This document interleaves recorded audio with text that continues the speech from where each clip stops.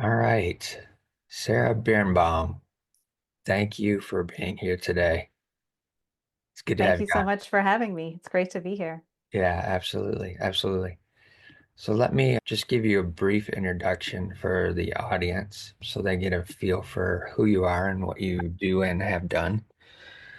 You are a founder and a head coach of Nimble Penguin Coaching and Advisory Firm supporting founders, executives, emerging leaders. You have 20 years of leadership experience, including more than a decade in tech startups and 10 years as a professional stage manager. You bring a unique and diverse perspective to your work. You believe that empowered leaders drive innovative and build sustainable, successful companies, ultimately creating a world where everyone finds joy and usefulness at work.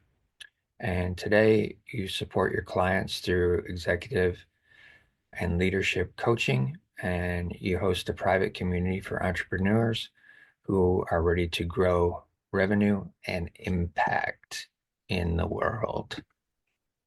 That's a whole lot of things that you're doing to support others, which is amazing. I think when I have a guest on that has a mission of support and service, it enhances a whole lot of things within the world and then within communities as well.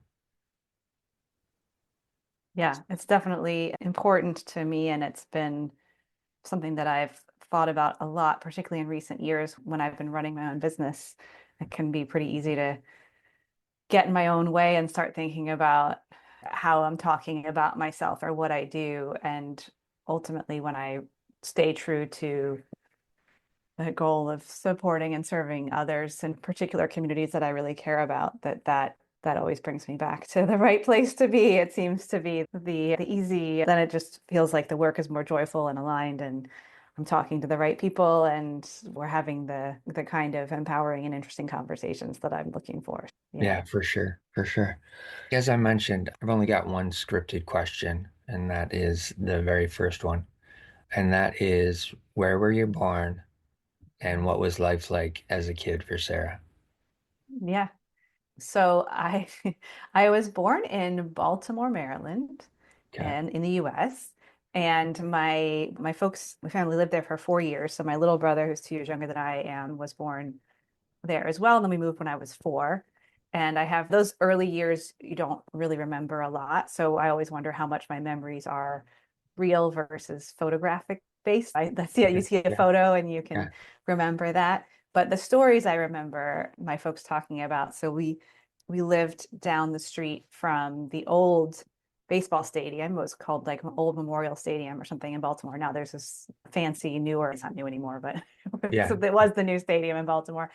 And so we lived down the street from the old stadium, so you could hear the baseball games from our house. Nice. And I don't know if they still do this, but when I was a kid living there, you could go after the seventh inning for free.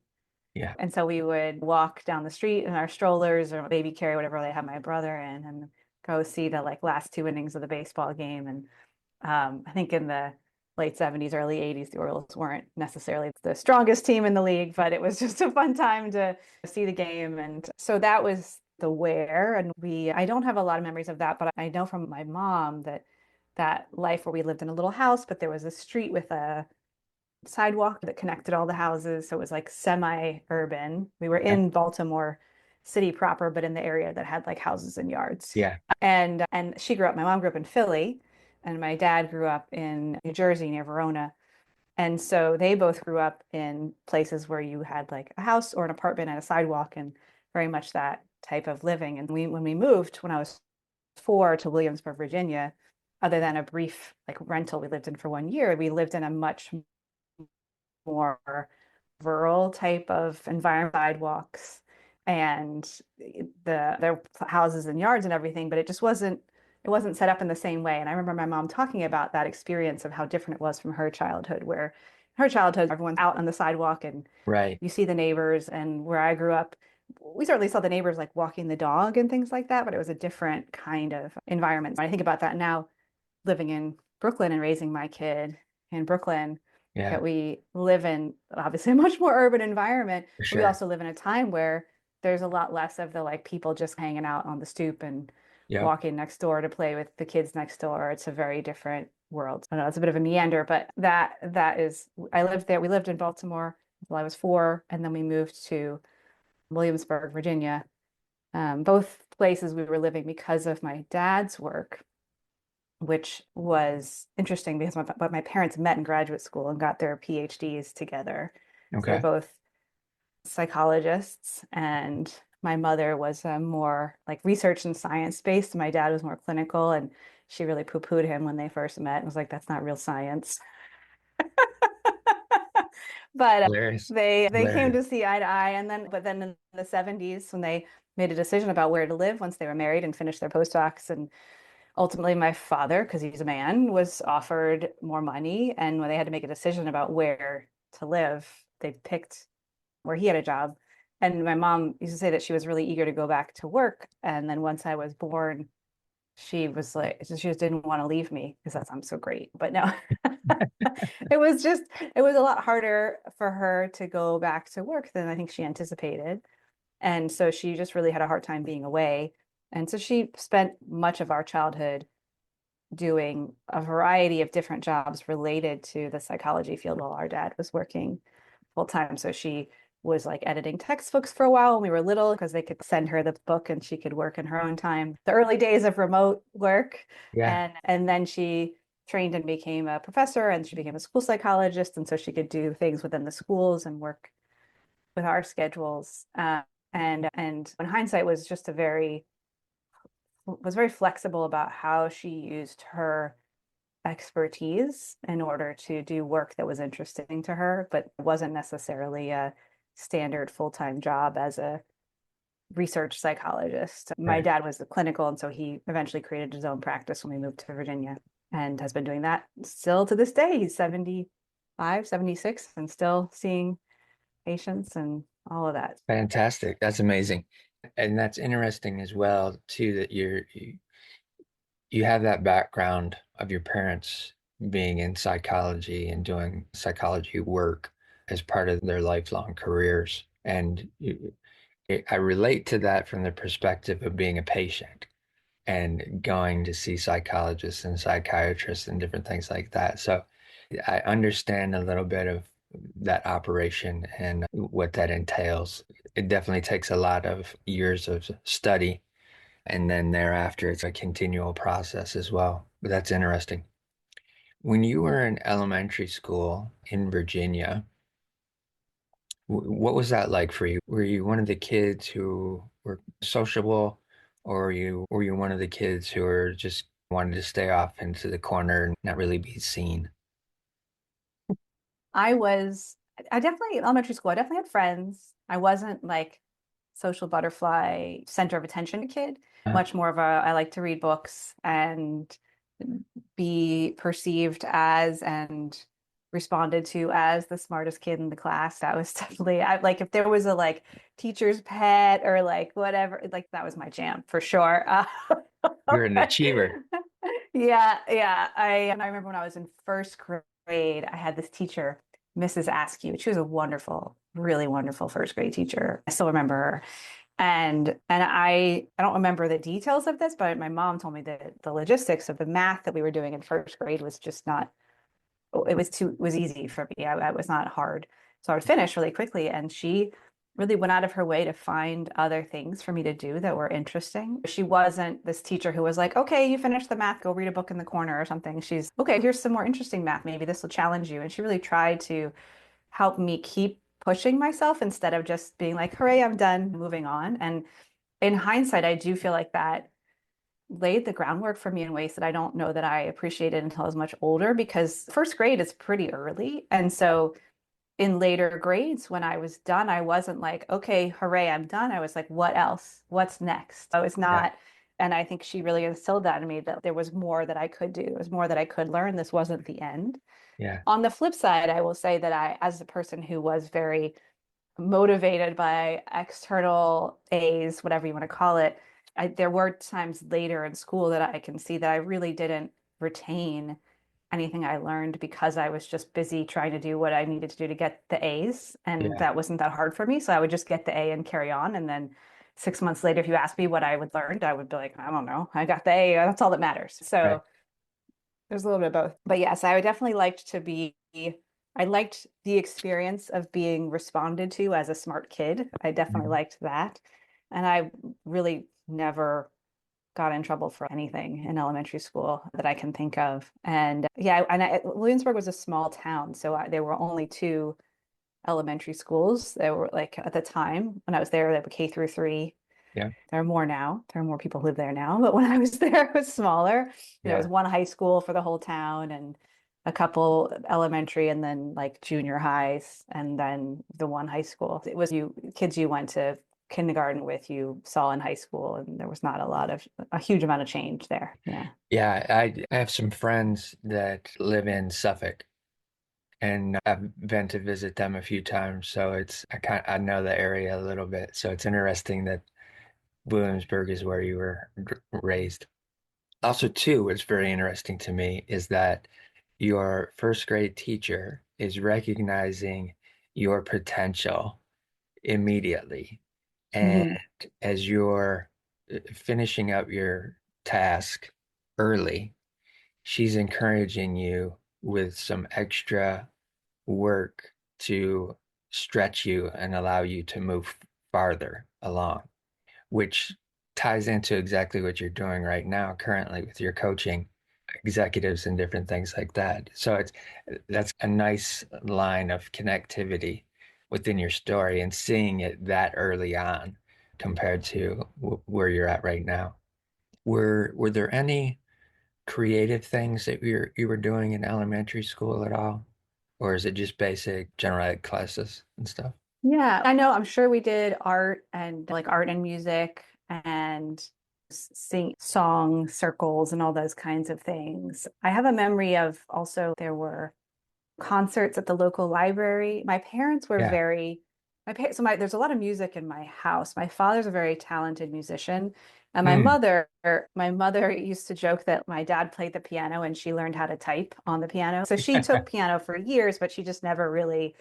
Whereas my father, when I was little, because I started taking piano lessons when I was, I don't know, probably 5.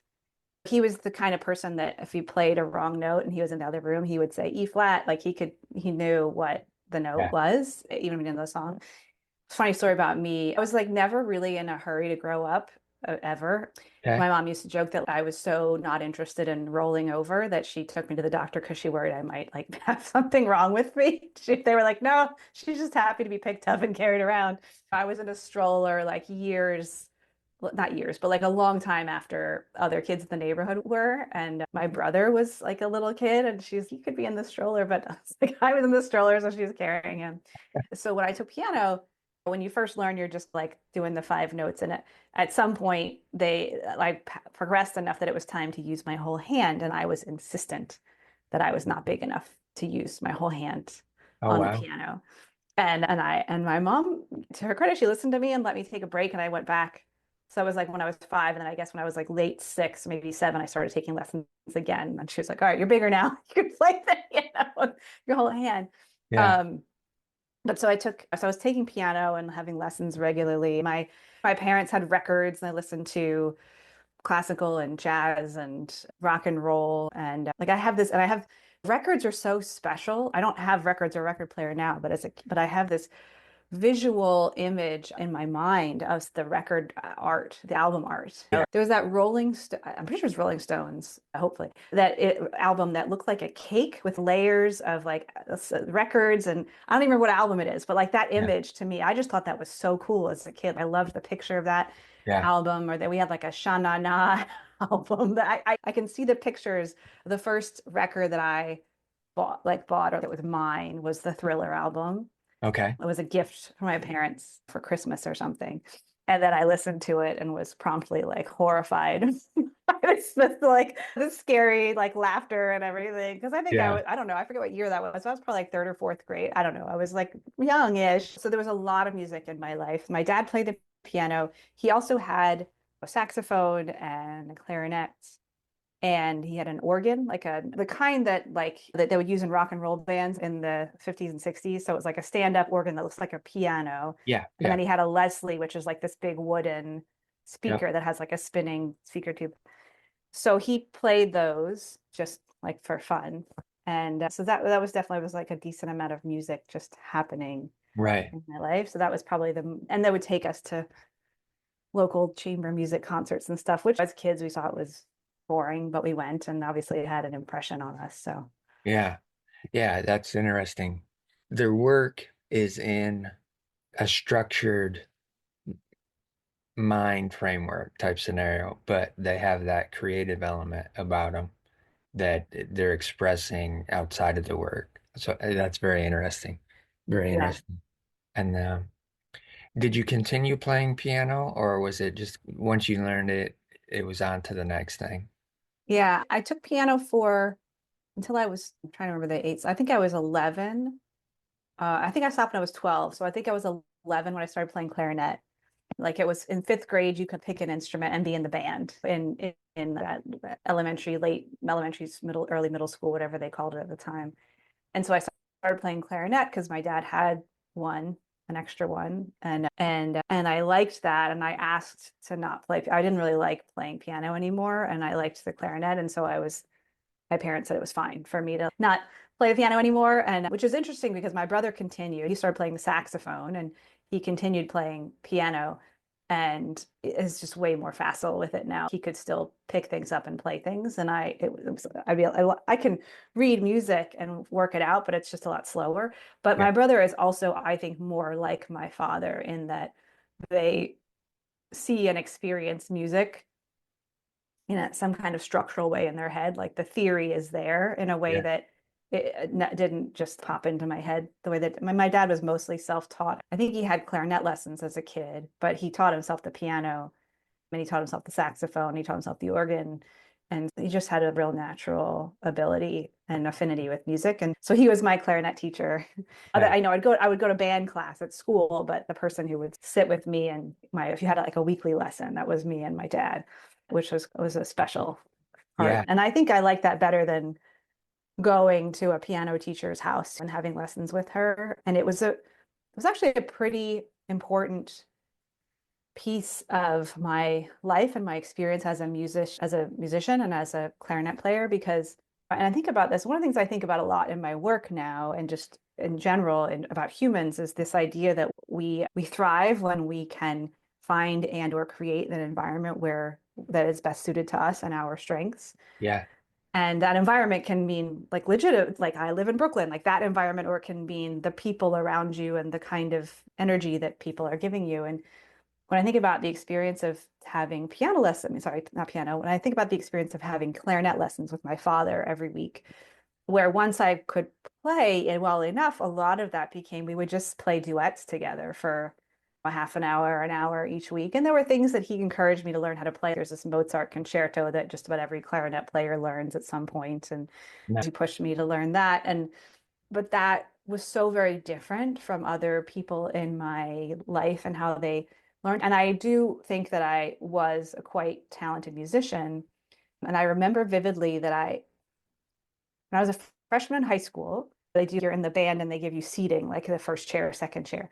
So Yeah, the person who was first chair was this woman, Janelle, I forget her last name, and she was a senior. And then I was second chair as a freshman, and I was just like, oh, she was amazing. She was right. like tall and she had this curly hair that just seemed fabulous. And she was so good. And I was like, I can't believe I sit next to Janelle and she's a senior. All that.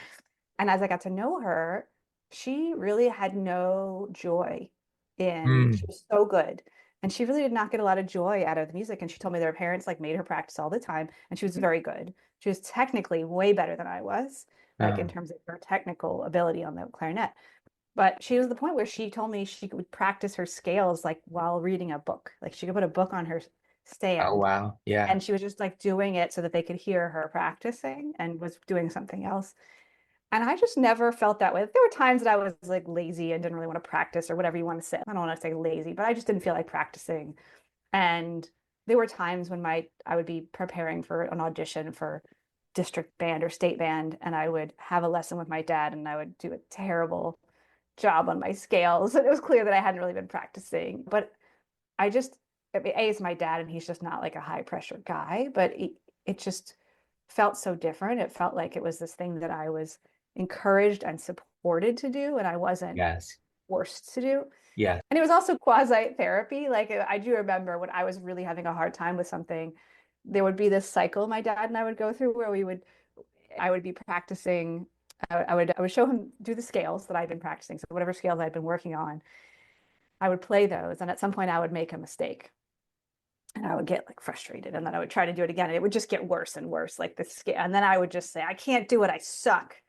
And then I would start crying, and my Yeah. dad would be like, all right. And then we put the clarinets down. And he'd be like, okay, what's really going on? And at some point, I would come out with whatever was bothering me, and then we would work Yeah. through that. And my mom, some part of this almost like script was always my mom would come in and be like, what did you do? But it was joking.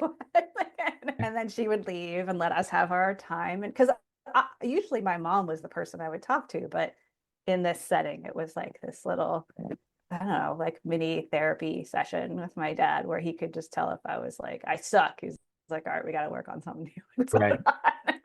So yeah, I was, in case you can't tell, I was lucky to be growing up in just this incredibly kind and supportive and nurturing environment with my parents, which I recognize is definitely the exception more than the rule for many folks. So I was very Yeah. lucky to have that.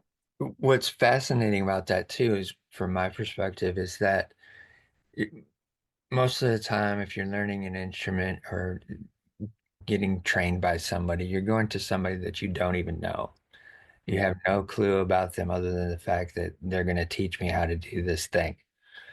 And a lot of times they have a very stringent process that they want you to follow so that you're learning it their way, the way that they're teaching it.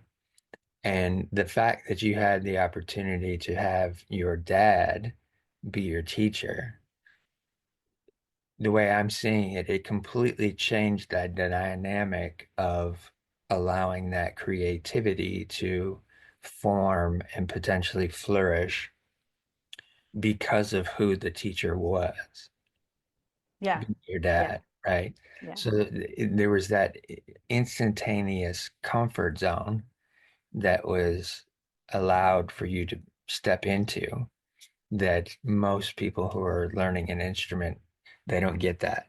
So that's very interesting, as well as the fact that you would be down on yourself and then immediately he shifts into his professional mode and starts saying, all right, let's figure this out. Let's understand this a little bit better.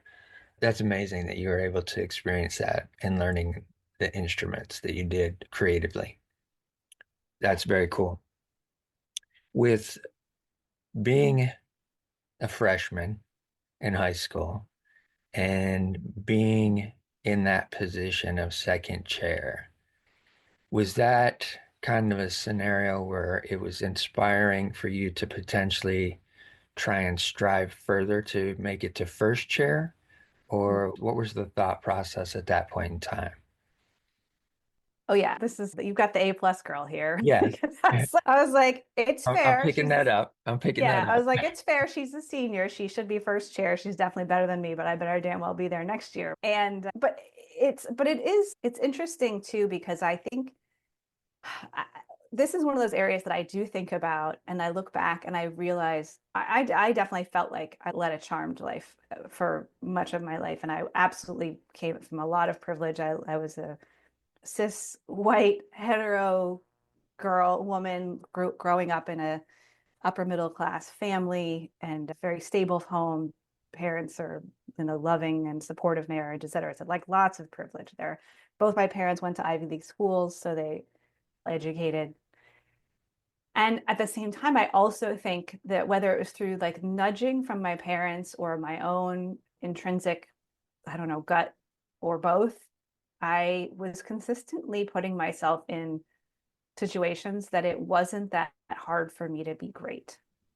Yeah. Like I started playing the clarinet and I liked it and I was good at it. And I was pretty quickly one of the better kids in fifth grade, which like fifth graders are not really that great musicians. So that's it. Yeah. Yeah. But it was clear that it was something I was good at. And so I kept doing it. And I, at the same time, there were other things that I did and I tried and I wasn't that great at. Like I played softball for a couple of years and elementary school, and I did soccer and not so great. And I was a swimmer for many years and stuck with that. And I was never an A+ swimmer. I was like definitely more of a B+. And I had a much near, but I also was really good at Yep. butterfly. And so that was like I would spend a lot of time on that. And I think that as a person, I definitely leaned into things that I was already good at, Yeah. that I had strengths in for whatever reason. And so that, and I know it certainly wasn't necessarily intentional at the time, but in the hindsight, it allowed me to feel like there's an extra layer of living this charmed life where I'm good at something. And so I say, okay, let's do more of that. And so it helps me to feel like I'm great because I'm leaning into something that I'm already naturally good at. Yeah. And so with clarinet, I practiced, but like compared to the other kids in band, I was definitely not practicing as much as they were.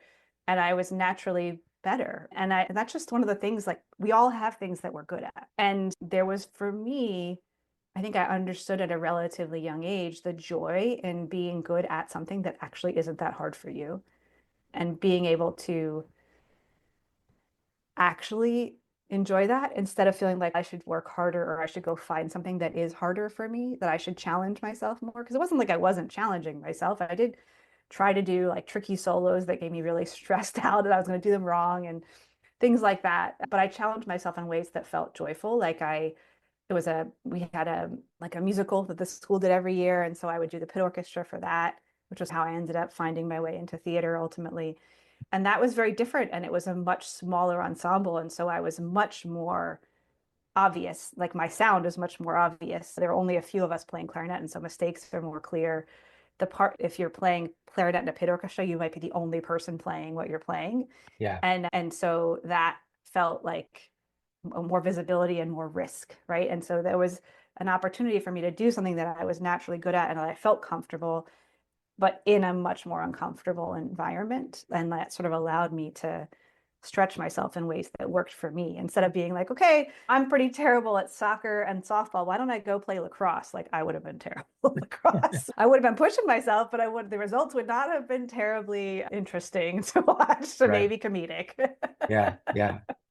But So again, too, it's a scenario where you have this instinctive gift as a creative where you're leaning into that as well, rather than doing something else where you may not completely excel at. And again, the thing that I'm saying for you is the achiever component. You'd referenced earlier that a lot of times people just call you Sarah B, but I would want to flip that and call you Sarah A because you're the achiever. I'm seeing it already that you just, when you see something that you feel good at and you feel comfortable doing, you're trying to excel at that as much as possible, which is, it's fascinating for me just as an outsider to just see that within your story and be able to recognize that. It's interesting within the creative community where you hear a story and you can find out if somebody's actually gifted with creativity versus somebody who has just practiced quite a bit to get to the level that they're at. And I'm hearing that had that gift within you, which again, too, your father played music as well. So it's like a trickle down scenario, one of those genetic things that is yeah. falling into your lap. Going into potentially sophomore year, junior year, are you still doing the band thing or are you starting to look at other types of creative outlets? Yeah, I was just thinking about this. So throughout high school, I was still pretty much like super nerd, trying to get A's on everything.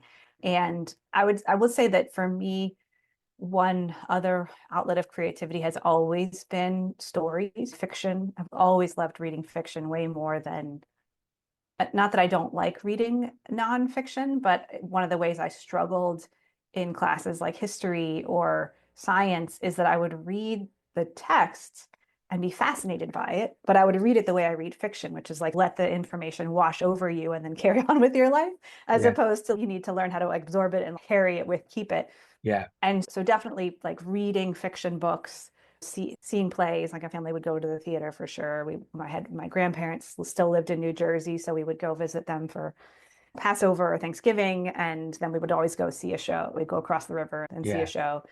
Go wait in the TKTS line and see what's cheap and see shows. So that like theater was definitely a part of my, and there was theater at William and Mary, which is the college in the town where I grew up, Yeah. in my high school, obviously. So I think that music was definitely a big part of my creative outlet. Reading, I would, and then, and so I actually I really liked writing papers. Like I eventually became an English major in college because I liked reading fiction so much and I liked thinking about it and creating my own interpretation of what I was reading. The art of not starting from scratch. I would write journal and stuff as a kid, but I was never real big on starting from scratch and writing. I enjoyed writing as a reflection on something else.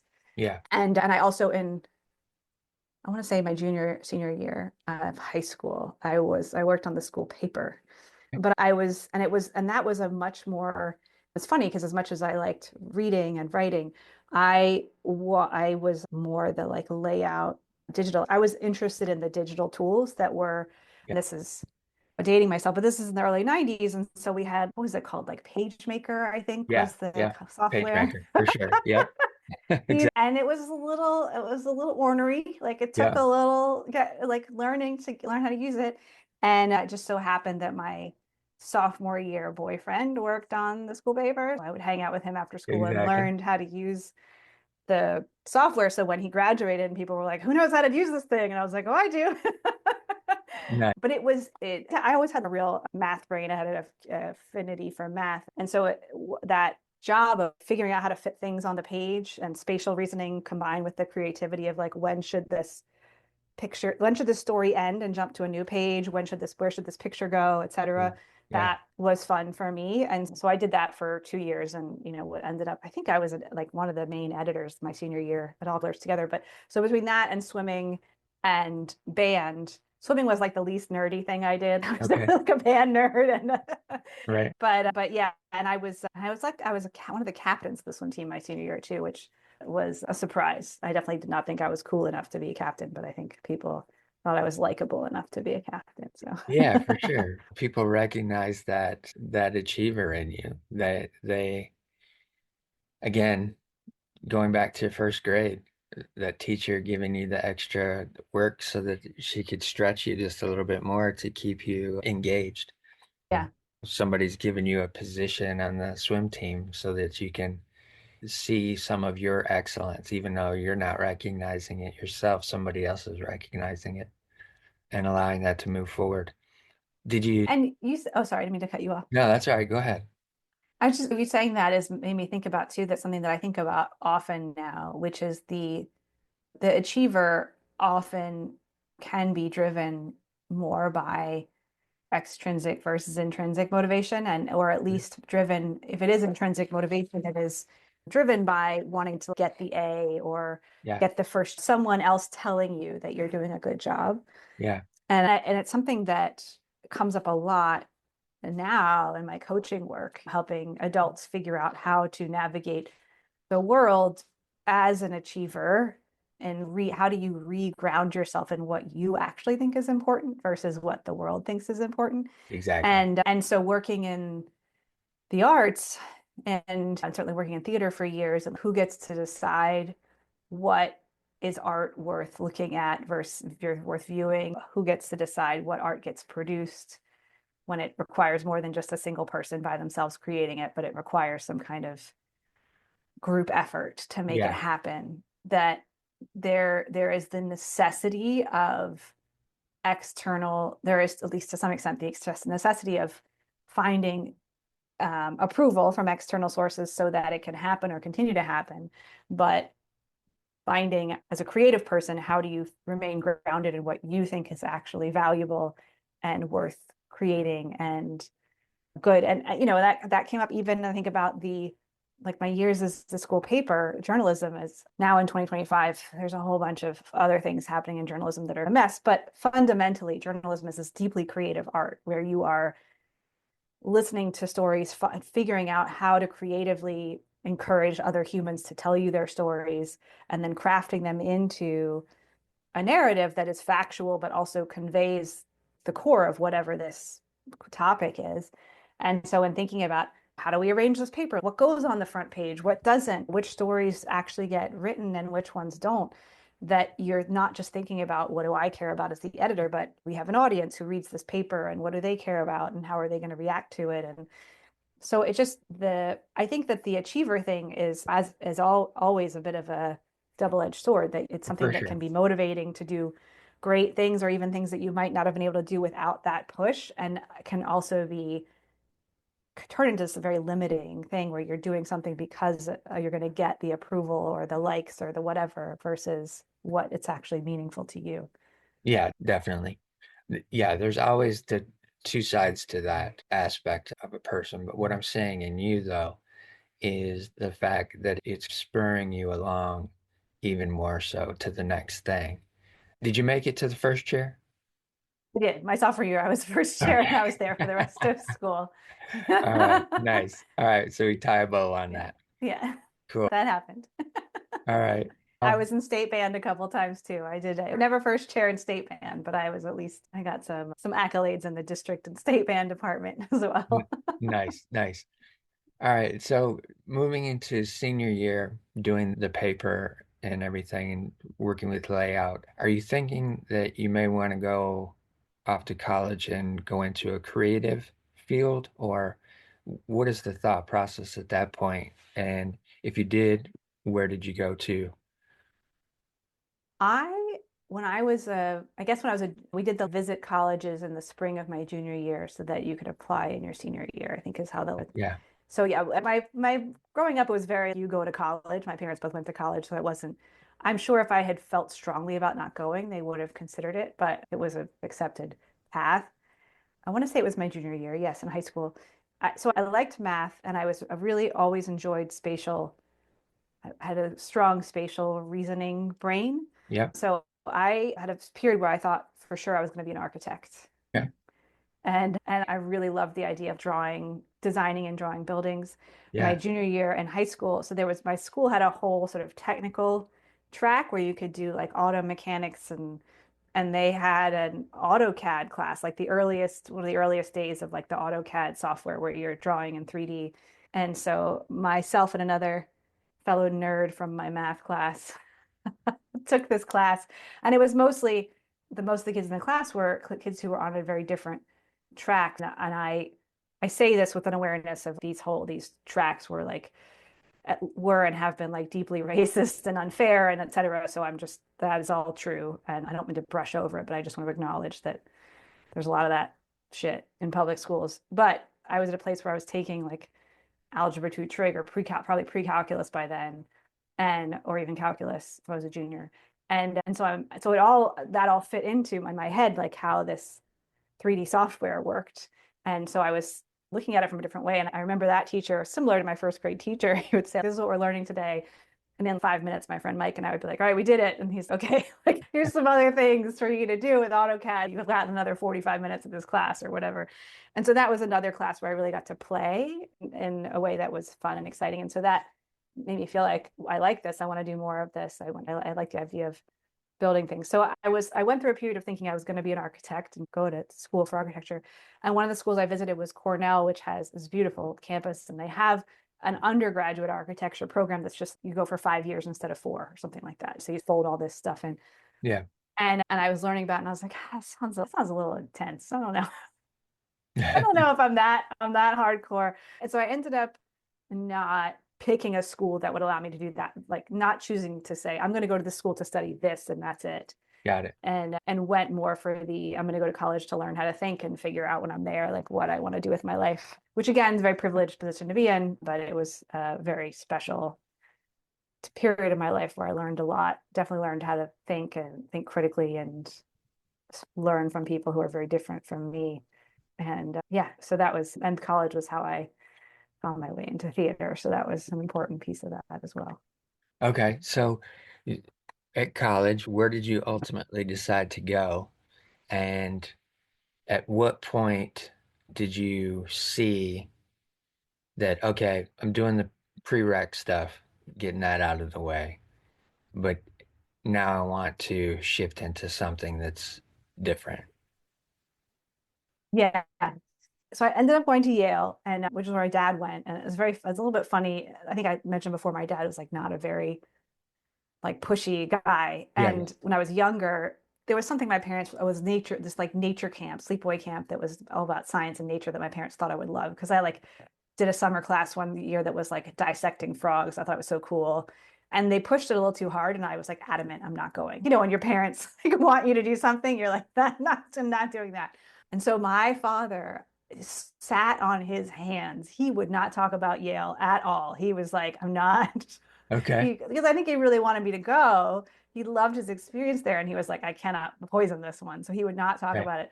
And I remember when we visited my junior year of high school, and it was at the end of a long week of visiting a whole bunch of other schools, and it was gray, it was raining, it was like an ugly New Haven day. Right. It was Yeah. not a pretty day. And we went on this tour, and the tour guide was delightful. I remember him. He was so wonderful that people stayed like long after the tour was over because they just wanted to keep engaging with him.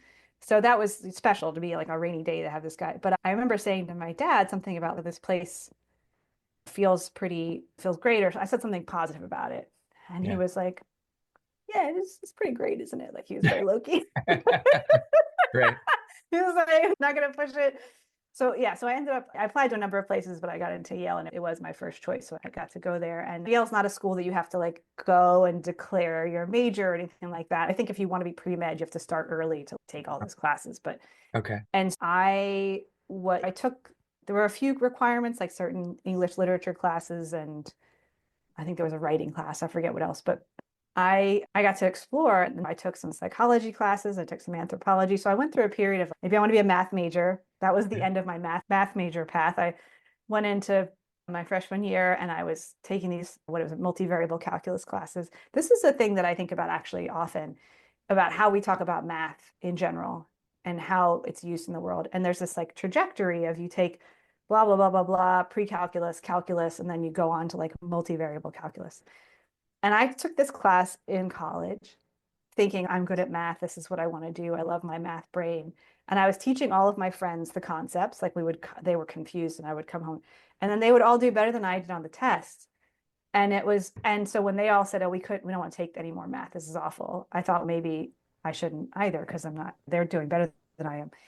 And if someone had said to me, like, hey, there's this thing called statistics, which many people think is super boring, but is like the kind of math that's like spreadsheets and it's just Yeah. very literal math, I would have Yeah. been like, oh, yeah, that's awesome. But no, but there was no world where people said, hey, if this like multivariable calculus stuff is not your jam, it's a little too theoretical, like, how about go over here and get really concrete and make some spreadsheets? I Right. would have, Right. yes, that's awesome. So I think about that now. And whenever I'm have a chance to talk to young people about math, I always try to say, look, there's a lot of different ways you can use math and you don't have to just learn it. So the math went out the window and I started exploring more like social sciences, psychology and anthropology and got really into that.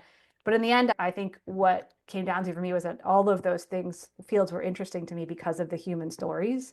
Yeah. And so that was where I ended up as an English literature major versus psychology or anthropology or something else. But yeah, all my English papers I used to write were tended to be less about. I think I look back and a lot of people I think write papers where they read a book and then they try to like pull out like historical context of the author or they fold in.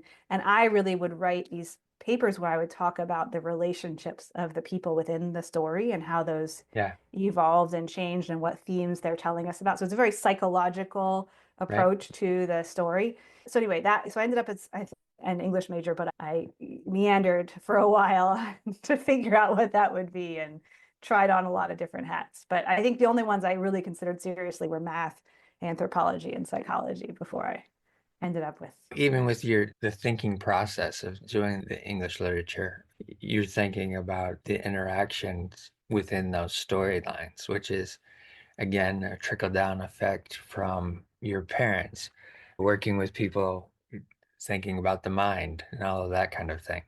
So it's interesting to see these correlations throughout your story of the different aspects of who you were surrounded by are affecting ultimately what you end up shifting into.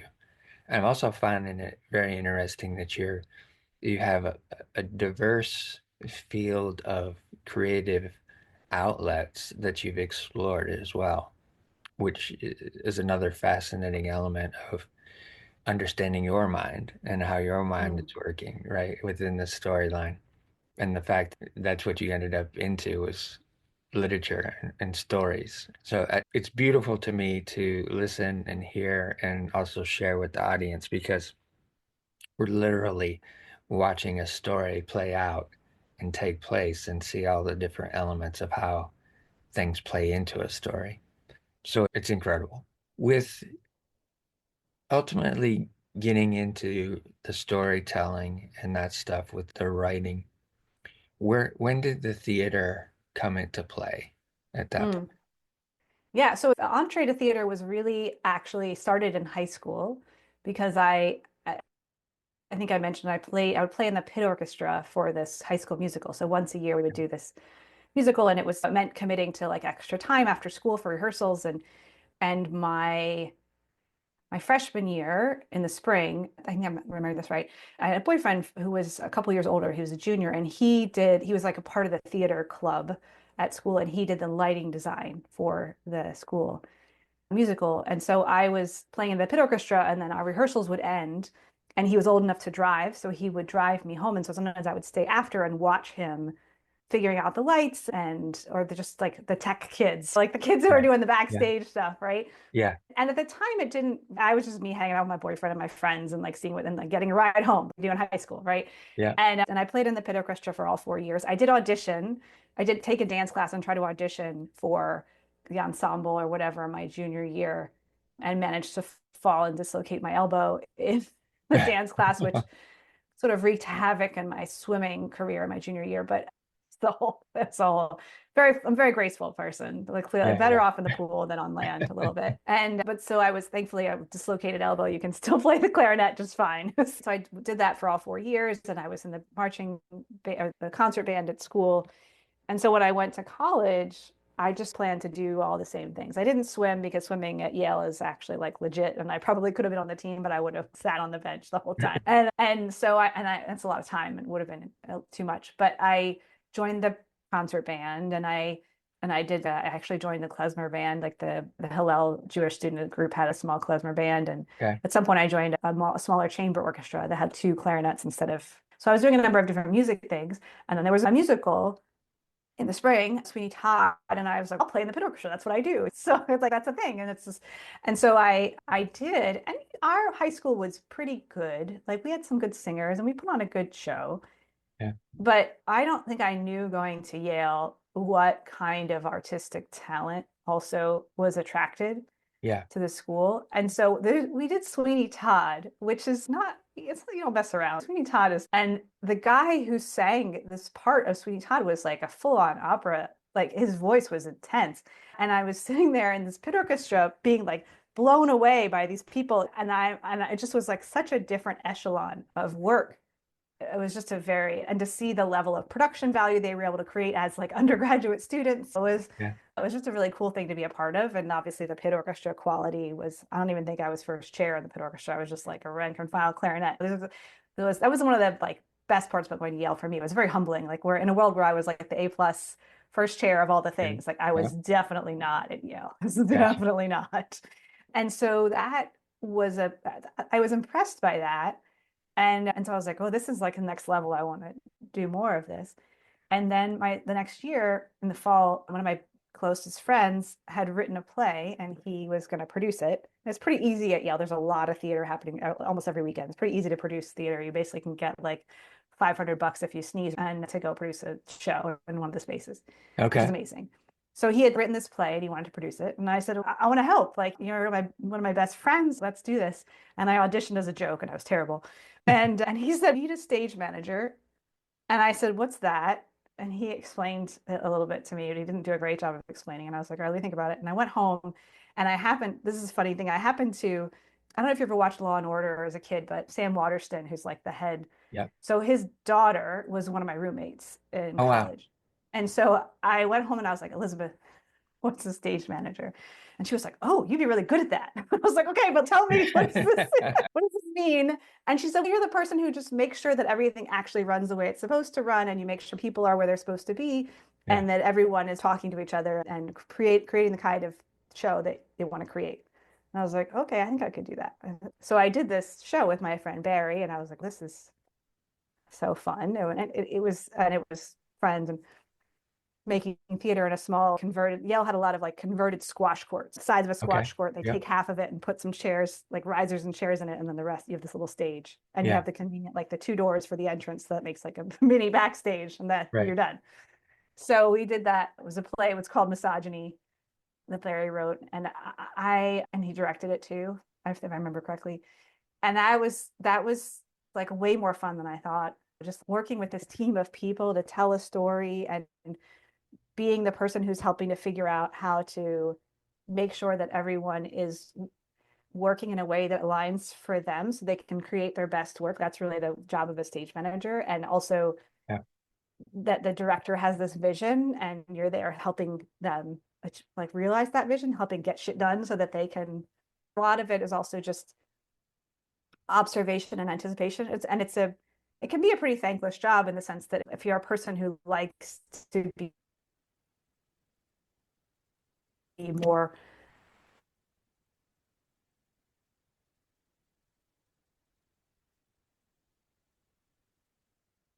so so I feel like that was it was like it was way more fun than I anticipated. And I also like that was my first experience of theater, but I think one of the things I loved about it too was realizing, and this is in hindsight, I don't think I was as conscious of this at the time, but realizing that I could use my strengths to empower my friends to realize this dream of his to produce this show, right? Yeah. That like what I was doing was something that was definitely not in his wheelhouse. And he was so grateful every day for what I was doing to keep the ships running on time or whatever. Yeah. And I think it's what keep the trains running on time, keep the ship afloat, all that. And so I did that and I said maybe I could be like an assistant stage manager on a bigger show. And so like the spring version of the musical that year was going to be Into the Woods, another Sondheim. And it's run by like the Yale Dramat, which is like this more official theater association versus the little Okay. shows we all throw together in this. So I went to the Dramat and I was like, hey, I'm interested in learning more about stage management. Could I be like an assistant on the musical? And the person I talked to was like, oh, that's cool. Good to know. And a week later, he's come to this meeting and so Sarah wants to stage manage this show. I was like, that's not what I said. I didn't say I wanted to stage manage. I don't know anything about a like big musical on a stage like this. Like I want to learn. So yeah, long story short, I got roped into it. And it was a pretty wild decision because I was still in the chamber orchestra at the time. And I was like, I can only do this if you're cool with me not being available on the days of our final performances for the chamber orchestra, which I think conflicted with tech rehearsal. So I have no idea how they did it. I can't remember, but it was the kind of thing where like clearly in hindsight they were desperate for stage managers, and Right. I didn't know. I Yeah. didn't know that this is the thing. So my second show I ever stage managed was like a large theater production of Into the Woods with a full musical cast and moving scenery and like Yeah. all that. So I definitely was thrown off the deep end a little bit, but yeah, that so my I can thank Sondheim and my dear friend Barry, who was a big lover of Sondheim, for my introduction to Mhm. the theater in a big way. Yeah, I relate to that a bit in terms of putting on some fashion shows that I've done, having to coordinate all of that type of stuff, making sure models are getting where they need to be, getting the outfits that they need to have, all that kind of stuff. And then even producing some musical events, bringing in bands, making sure you've got the stage hands that are wheeling in the equipment and all that kind of stuff. So I can relate to that aspect. I've done a bit of that myself, and that's what kind of drew me to having you on is being able to tell part of that story as well from your perspective. Did you see that as once you got into it, got thrown into the deep end of being in that position, did you see that as something where it was like, oh wow, this is really something that I think I can excel in and I can achieve at and really want to get into doing this and doing it more? Yeah, I would say yes. And in some ways, like, yes, that I thought I was good at it in certain ways. yes, I wanted to do it more, but also I think what the bigger thing I realized with doing Into the Woods and that bigger show was that this was something that I enjoyed and I thought I was pretty good at it, but I also, there weren't a lot of people who wanted the job. Right. And so if I wanted to do it, Exactly. then I could, Yeah. which was interesting because that was a new thing, like to do something that wasn't like people weren't super into it. And people were like, do you want to be on stage? And I'm like, no, thank you. I'm perfectly happy to be like behind the curtain with the Yep. headset on, whatever, in the dark. Yep. That's great. With the little, I did love the God mic like that. I don't know if you've heard of this, but in when you, my first introduction to that was this show. And when you're in tech rehearsals and the stage manager will often sit in the audience and all the lights are out. And so you have this microphone that it's for safety reasons, but also just to work things when you're practicing in tech rehearsals with all the lights and sound and everything, to be able to get on this microphone so everyone can hear you say stop, essentially. Yeah. And you say, so hold please. But to have this microphone where like you're basically telling everyone, including the director, just stop now Yeah, and do what I exactly. say. That's pretty great. I'm not gonna lie. Yeah. That was definitely a fan of that. And I would say that that experience was also the stage, the setting of my first experience with a very public and like abject failure on my part, which was an like useful and intense experience, because an experience of not having asked enough questions, so not realizing what I was getting myself into, right? And also other people's expectations of me not aligning with what I thought the things were. So those I think have really informed me in a lot of ways throughout my life, because the when you do a show, if people, when you're working on a show that there's any desire to take photos, then typically what you do is a photo call. So that the only time people wear their costumes and everything looks like it's supposed to look in the press is the final dress rehearsal. And the next day you have previews or opening or whatever you're doing. And so you have this one day where everyone has just gone through the whole show in costume. Maybe you even stopped a few times because you had a train wreck, but hopefully you went through it as quickly as possible. It's late at night, you're all exhausted, and now you need to take pictures in these costumes. Right. And you want to get the key pictures, whatever pictures the director thinks is most important, or if it's a big theater, then you have like PR people who decide also which pictures are important. And so you actually have to go backwards through the show because you have the last scene, everybody's in costume. So you might as well take pictures of that and then start working your way backwards. But there are also ways that you could, depending on what pictures you need, you can squeeze in someone who's, this is a picture from the first scene, but we don't need them for anything else, so that they can show up and get their picture taken while other people are doing other things. That's ideally how it works. Someone said to me in passing at some point, oh, and after the dress, we're going to do photo call. And I said, okay. But no one said, and you're going to run it. I didn't ask any questions like, what's photo call? What does that look like? So when it was time for photo call, someone turned to me and was like, okay, what do we do? And I was like, what do you mean? It's photo call. Who's in charge? And they were like, you are. I was like, oh, shit. And I did legit, I cried. Like, I legit just cried. I was like, I don't know what to do. I don't.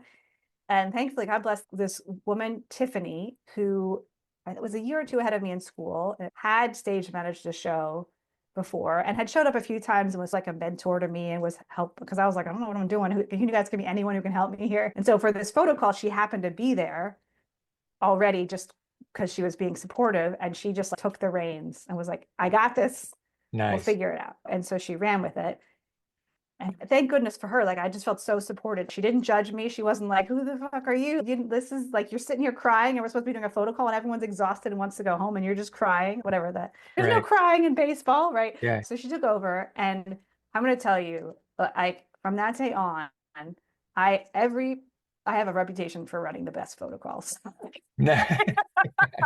All of Nice. my friends who got married asked me to run the wedding photo calls for them. Like I was like, learned my lesson. I was like, I'm going to run a tight photo call.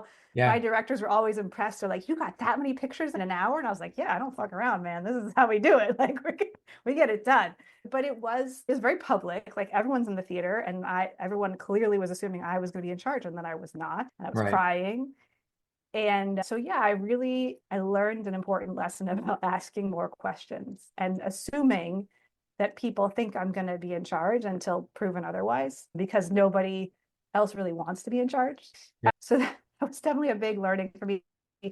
And so to go back to your question about was this something I want to do more of, I think at the same time, because I walked into this show feeling, I don't know what I'm doing. How could you possibly want me to be the head stage manager on this show? And then doing it and getting to the end and being, that was pretty awesome. And I did a great job. And I did a lot of things completely wrong.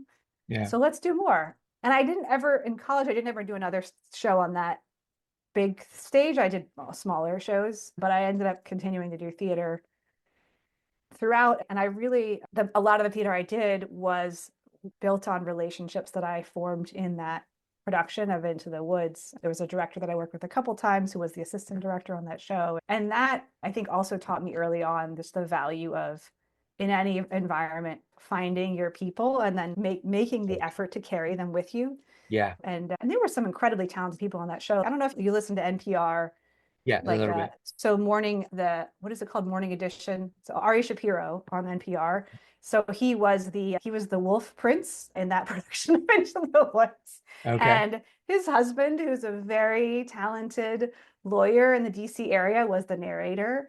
Nice. These are people who were extraordinary voices and performers, and Ari still performs with Pink Martini and sings. Like the people I was in the room with were like really impressive talents who then also went on to not necessarily do this for a living, but clearly are, when you have someone who, like Michael, who was the narrator, who can stand on stage, and as an actor, he was in other shows that I did at school too, that as a lawyer in the courtroom is an extraordinarily helpful skill, right? To be in the midst of a situation where you have a script you're planning to follow and then shit goes awry and you have to know how to navigate that. And there's a whole bunch of people who are in that show.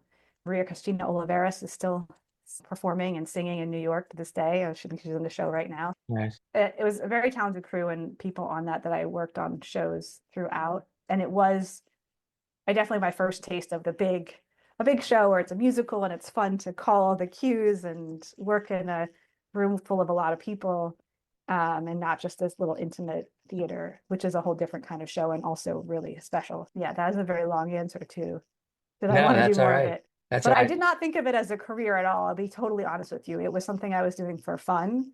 Okay. It did not register as a career at all until after I was out of college, which sounds wild because I grew up going to see Broadway shows. Like I knew that this is what people did for Did. work. Like that, Yeah. if I thought about it, like of course, people on the Broadway stage, that's their job. But I Yeah. just didn't somehow put the pieces together. And I was looking for when I graduated from college and I went to the kind of school where plenty of people are like going on a trip to Europe for a couple of months, or there was plenty of money around and Sure. people that was not something that I had an option to do. And I thought I'm gonna spend my summer after college doing something fun, but that pays me. So I decided to look into this whole summer theater thing. But I was nervous about choosing to go live somewhere for 3 months with people that I might not like. So I applied to and got a job at the Virginia Shakespeare Festival, which is at William and Mary in my Okay. Yeah. hometown. So I thought if I hate everybody, I'll just go home every night and I'll just do the job and I won't sleep in the dorms and I won't Yeah. do the whole thing. And I was planning to move to Boston after that because my boyfriend at the time, it's a recurring theme in my story, different one from high school, but boyfriend at the time was in Boston at Harvard Harvard Law School. And so I was planning to go move to Boston to be near him. And so while I'm doing this summer job, I'm interviewing for, I don't know, this is the day of sending resumes by mail, occasionally emailing people. I was applying for jobs like administrative jobs in all the colleges in Boston. I didn't know what I was going to do. I was like, somebody will pay me to do something. I'm a smart person. And I remember some of the actors that I was working with at VSF, and they said, "Oh, you're moving to Boston. What theaters are you looking at?" I legit went, "What?" And then it dawned on me that all of these people around me, like this is what they do for their life's work. Yeah. Again, I know it sounds ridiculous, but it genuinely was. I think because I grew up in a home where, all of the professions available to me were not artistic. My Yeah. dad was a psychologist and he played music for fun. He was in a rock and roll band. He was in a klezmer band that he's still in to this day. But it Yeah. was something, and they got paid for gigs, but it was like they got paid a couple $100 and it was like fun for them. Yeah.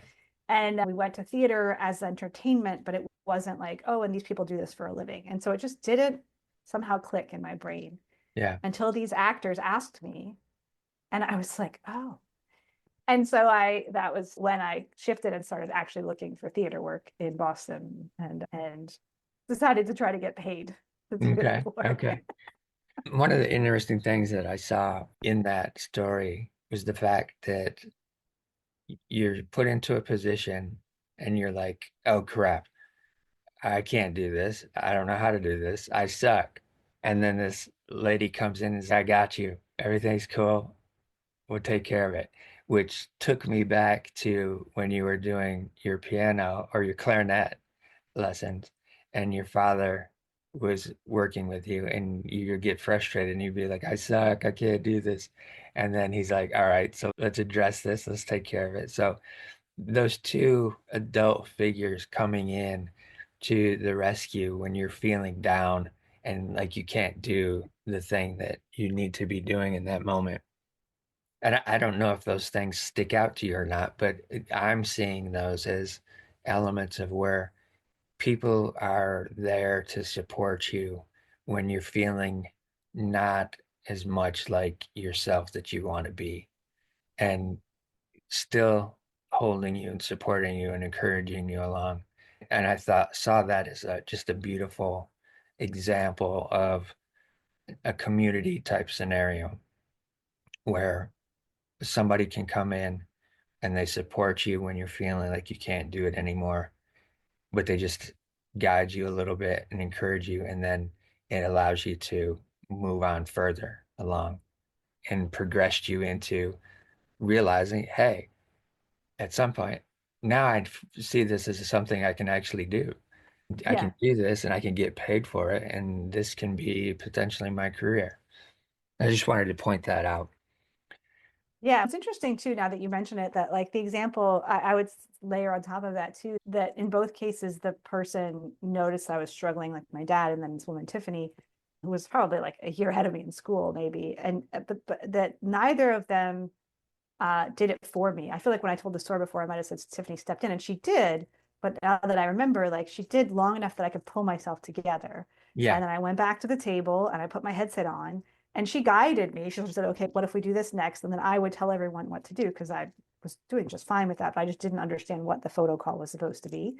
yeah, And so she was guiding me, but I was doing the work. She wasn't doing it for me. She wasn't taking it away from me. Same with my dad. He never was like, I'll play these scales for you. That wouldn't help me at all.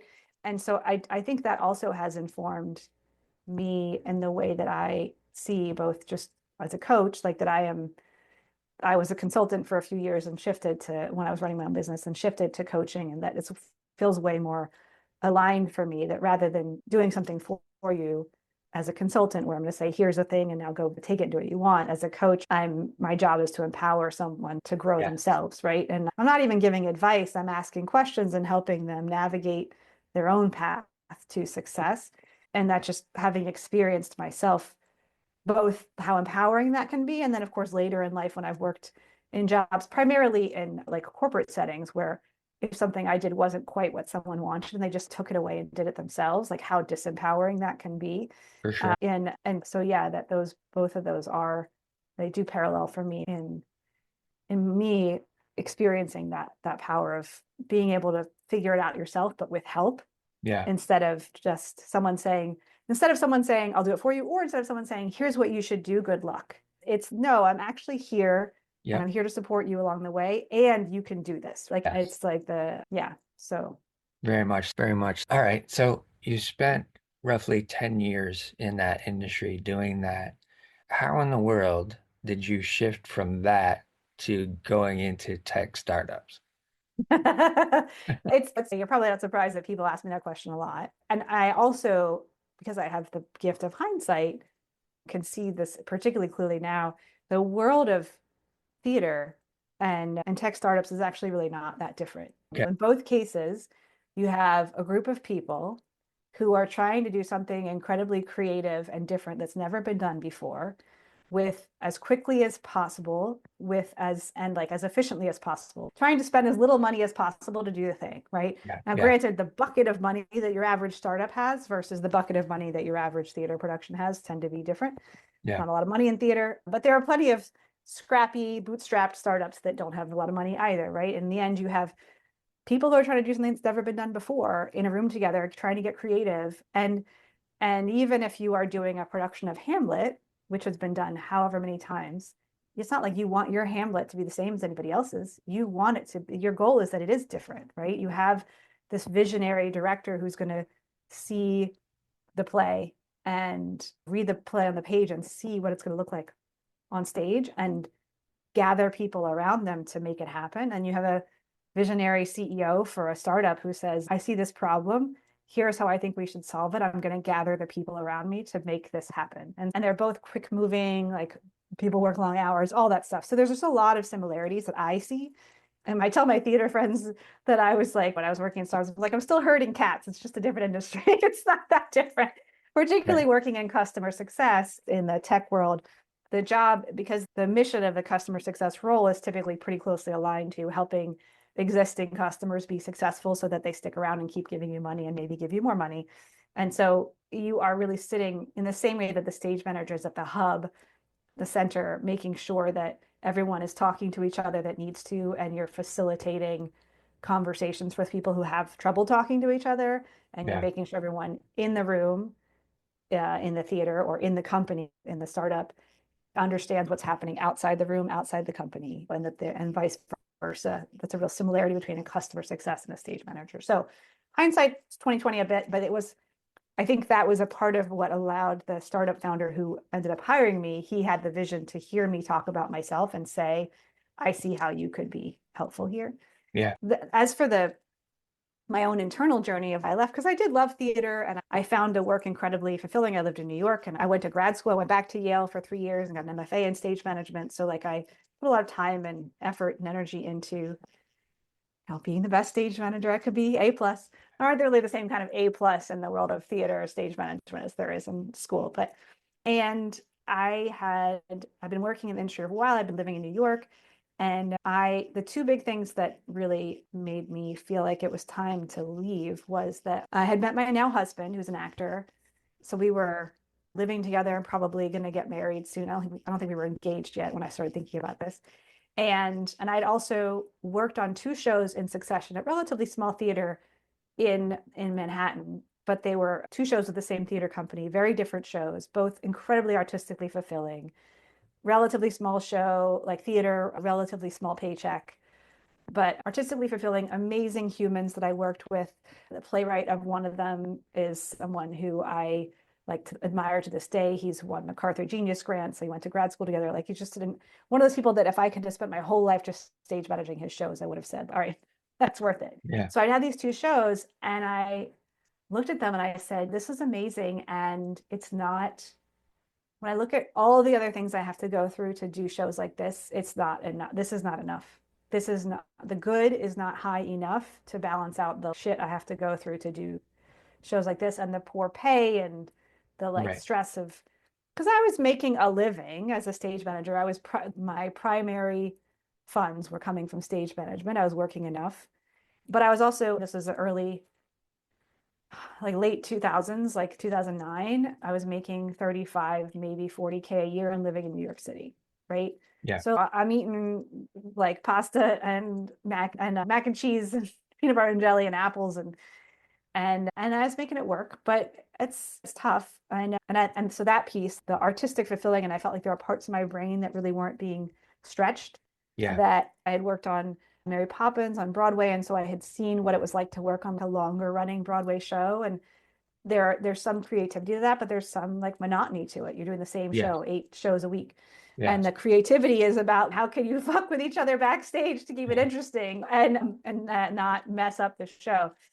So there's that like artistic, like intrinsic motivation of I want to do something more interesting with my brain and my work.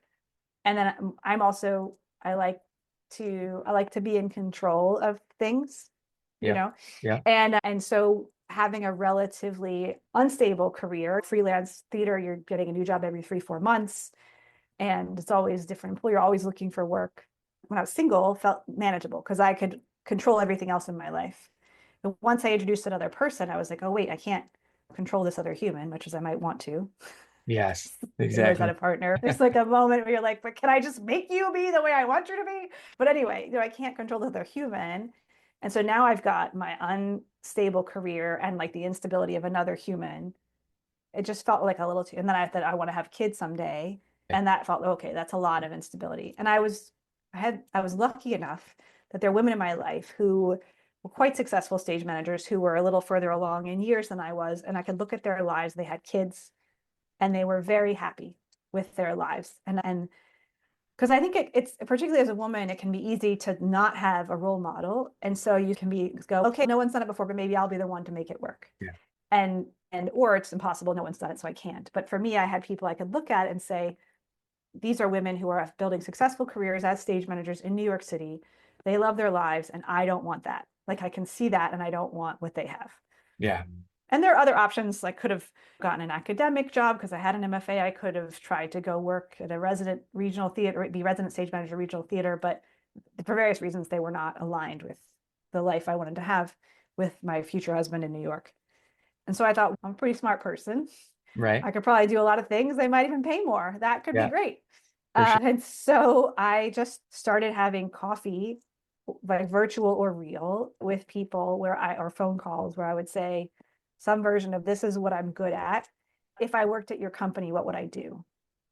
And the first couple of phone calls, I learned pretty quickly that I couldn't talk about all of the things that a stage manager does, because I remember my now brother-in-law had just finished Harvard Business School. And so he introduced me to a few people in the corporate world. Yeah. And I was on the phone with one of them describing what I do. And she was like, that's all one job. She was like Exactly. distraught. She couldn't like, Exactly. she was, I don't understand. It Right. was very like I could feel her getting stressed. And she was like, I don't know what you would do. Like you could be HR, you could be like operations, and maybe you'd be like customer face. Like she just was like spinning. And I was like, okay, I need to find a new. So that was interesting. So I learned that I had to really hone in on not just what am I good at, but what do I actually want to do with my time and Yeah. get much more specific. And so over the course of the summer, by the time I met with the CEO of Olo, Noah Glass, I gotten pretty good at talking about myself in a way that people could understand that weren't theater people Right. and talking about it in a concise way. But the other piece that really made the transition for me going back to relationships, I was and community and like finding your community or your people, whether they stick around for a minute or years. In order to pay the bills, I chose to stop saying yes to theater jobs just so I would not keep taking them. So I got a job through a temp agency. And so I was like acting as the executive assistant at a venture capital firm just through the job that this temp agency put me in. Yeah. And there was this woman there who I think her name was Michelle. And she just was like, she was probably maybe 20 years older than me, maybe even more, but she just was so put together and not in an ostentatious way. She just was like, I was like, that lady is a badass. I don't know. She just, Yeah. she's got her shit. And it was clear that this firm was like mostly older white men. And she was a white woman, but she was like she's classy, knew what she was doing. And she was in the office next to the one that I was sitting in as this executive assistant. And she was really interested in me because the temp agency that they worked with tended to hire artists. And so she was like, oh, what's your story? Are you an artist? So I explained and I said, but I'm actually trying to leave. So she was like, look, I told her what I was trying to do and get something in business, but I wasn't sure. And she said, let's have breakfast. And she had breakfast with me and she brought the names of five, I think, different founders whose companies they had invested in. Yeah. And she said, go Google these people, tell me who you want to meet, and I'll introduce you. Okay. And like, I was just incredible. She didn't know me from Adam. I think she had heard that I was like doing a good job, but executive assistant doesn't necessarily mean that I can do other stuff. But I think she thought I Right. was interesting, Yeah. and so one of those people ended up being Noah, who by the time I talked to him, our breakfast was like in April, and I don't think I finally talked to him until August. And so by then I had meandered my way through talking to a variety of other people, and so I'm having, and all of my coffees were, this is what I'm good at. If I worked at your company, what would I do? And who else do you think I should talk to? That was the whole agenda, 30 minutes or less, sometimes 20. And so I went into this conversation with Noah with the same plan. And 20 minutes in, he says, okay, the head of operations is about to go on sabbatical for 6 months. Do you want to come work for us for 2 weeks and see if you like it and see if we like you? And I was like, are you give me a job. What's happening? I'm very confused. I thought we were just having coffee. Yeah. And the company was like 9 people at the time. It was very early stage. And so that was my entree, and that was how I moved from theater to tech startup. And it really, a part of it was that Noah had the vision to meet me and see the hole that he was going to have at his company and see that I had the skills to fill that hole. Yeah. And because the company was so early stage, the 9-person startup, everyone's making it up as they go along anyway. And so the fact that I didn't know, I hadn't worked in business before, he's like, clearly you're a smart person. You can run things and order a whole bunch of people around. So you know what you're doing, and we just need to point you in the right direction, and that'll be valuable. So I definitely appreciate his vision to be able to see past the job title to what I could actually bring to the table.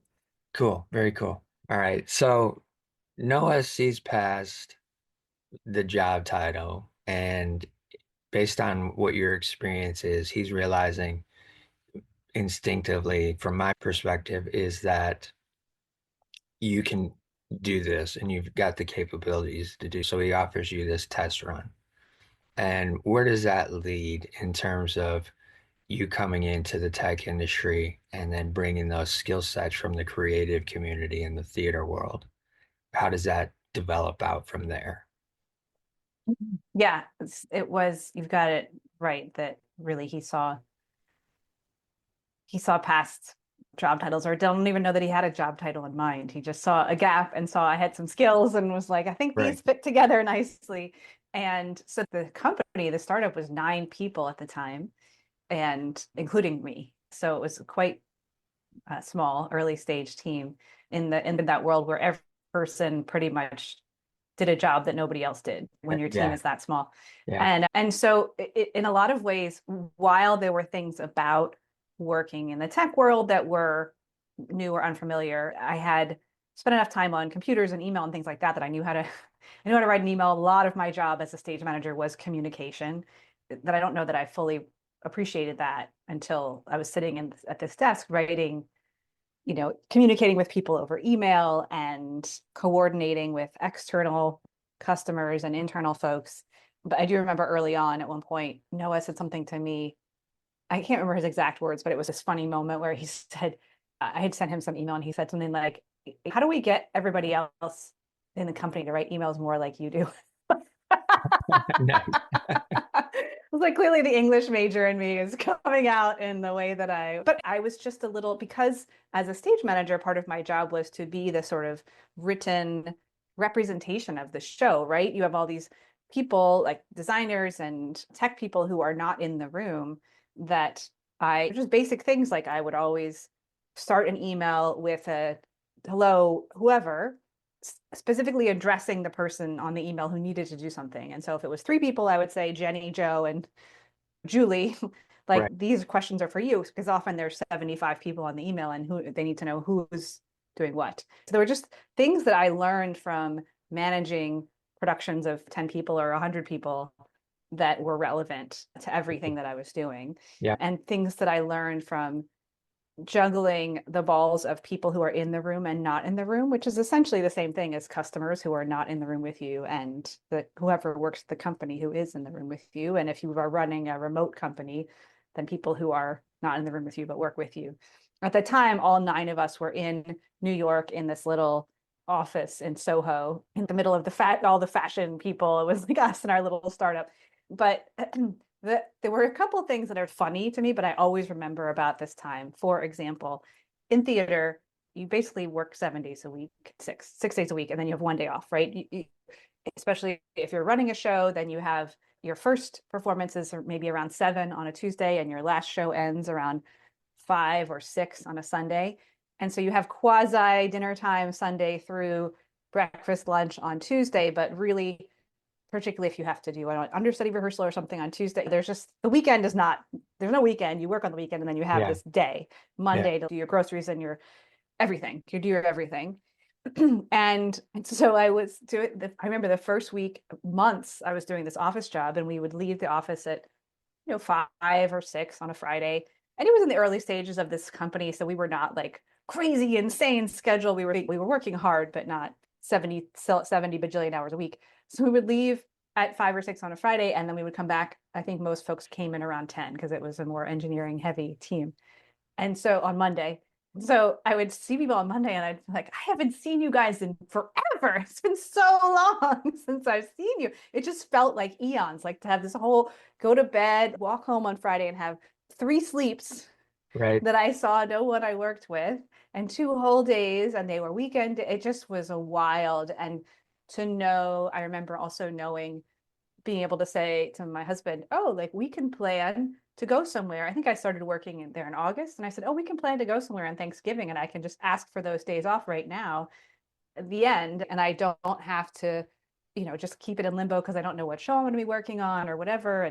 And while I was working there, we got engaged and then got married. And so we were able to actually like plan the wedding and say, I'll be away for these 2 weeks for my honeymoon, which was just wild.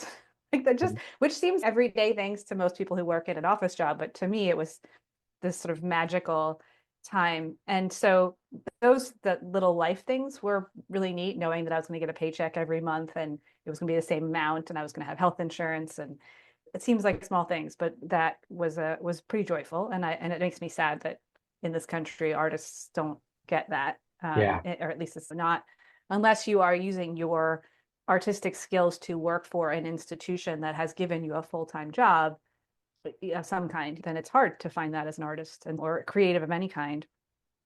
And so those like life things were fun discoveries and just learning how to, it reminded me a bit of what it's like to go from being in college to going into the real world where you don't have to write papers and study anymore and you suddenly go, oh my God, I have so much free time. And Yeah. so similarly going from working in theater to working in this tech startup, which a lot of people think of tech startups as crazy long hours, but to me, I was like, oh my God, I have so much free time. Because Right. in theater, whenever I was not in tech rehearsals and working crazy long hours, and I was often like looking for the next job or whatever it might be, or it was just the simple act of working 6 days a week is intense. So those were interesting. But then in terms of translating the work that I had been doing as a creative in the theater and all that, it particularly now, I mean, it's much more clear in hindsight, but the world of, I have come to realize that the world of startups, tech startups, and the world of theater are really not that different, at least when I think about the role that I played in each of those spaces, because in theater, you have a group of people who come from all different perspectives and backgrounds and have different disciplines coming in a room together to create something that's never been done before and do it as quickly as possible with as little money as possible. Right. And tech startups are the same thing. Granted, the bucket of money is bigger, but the motivation is still similar to say, like, how can we do this with as little money as possible, as few people as possible now, and then scale that in some way.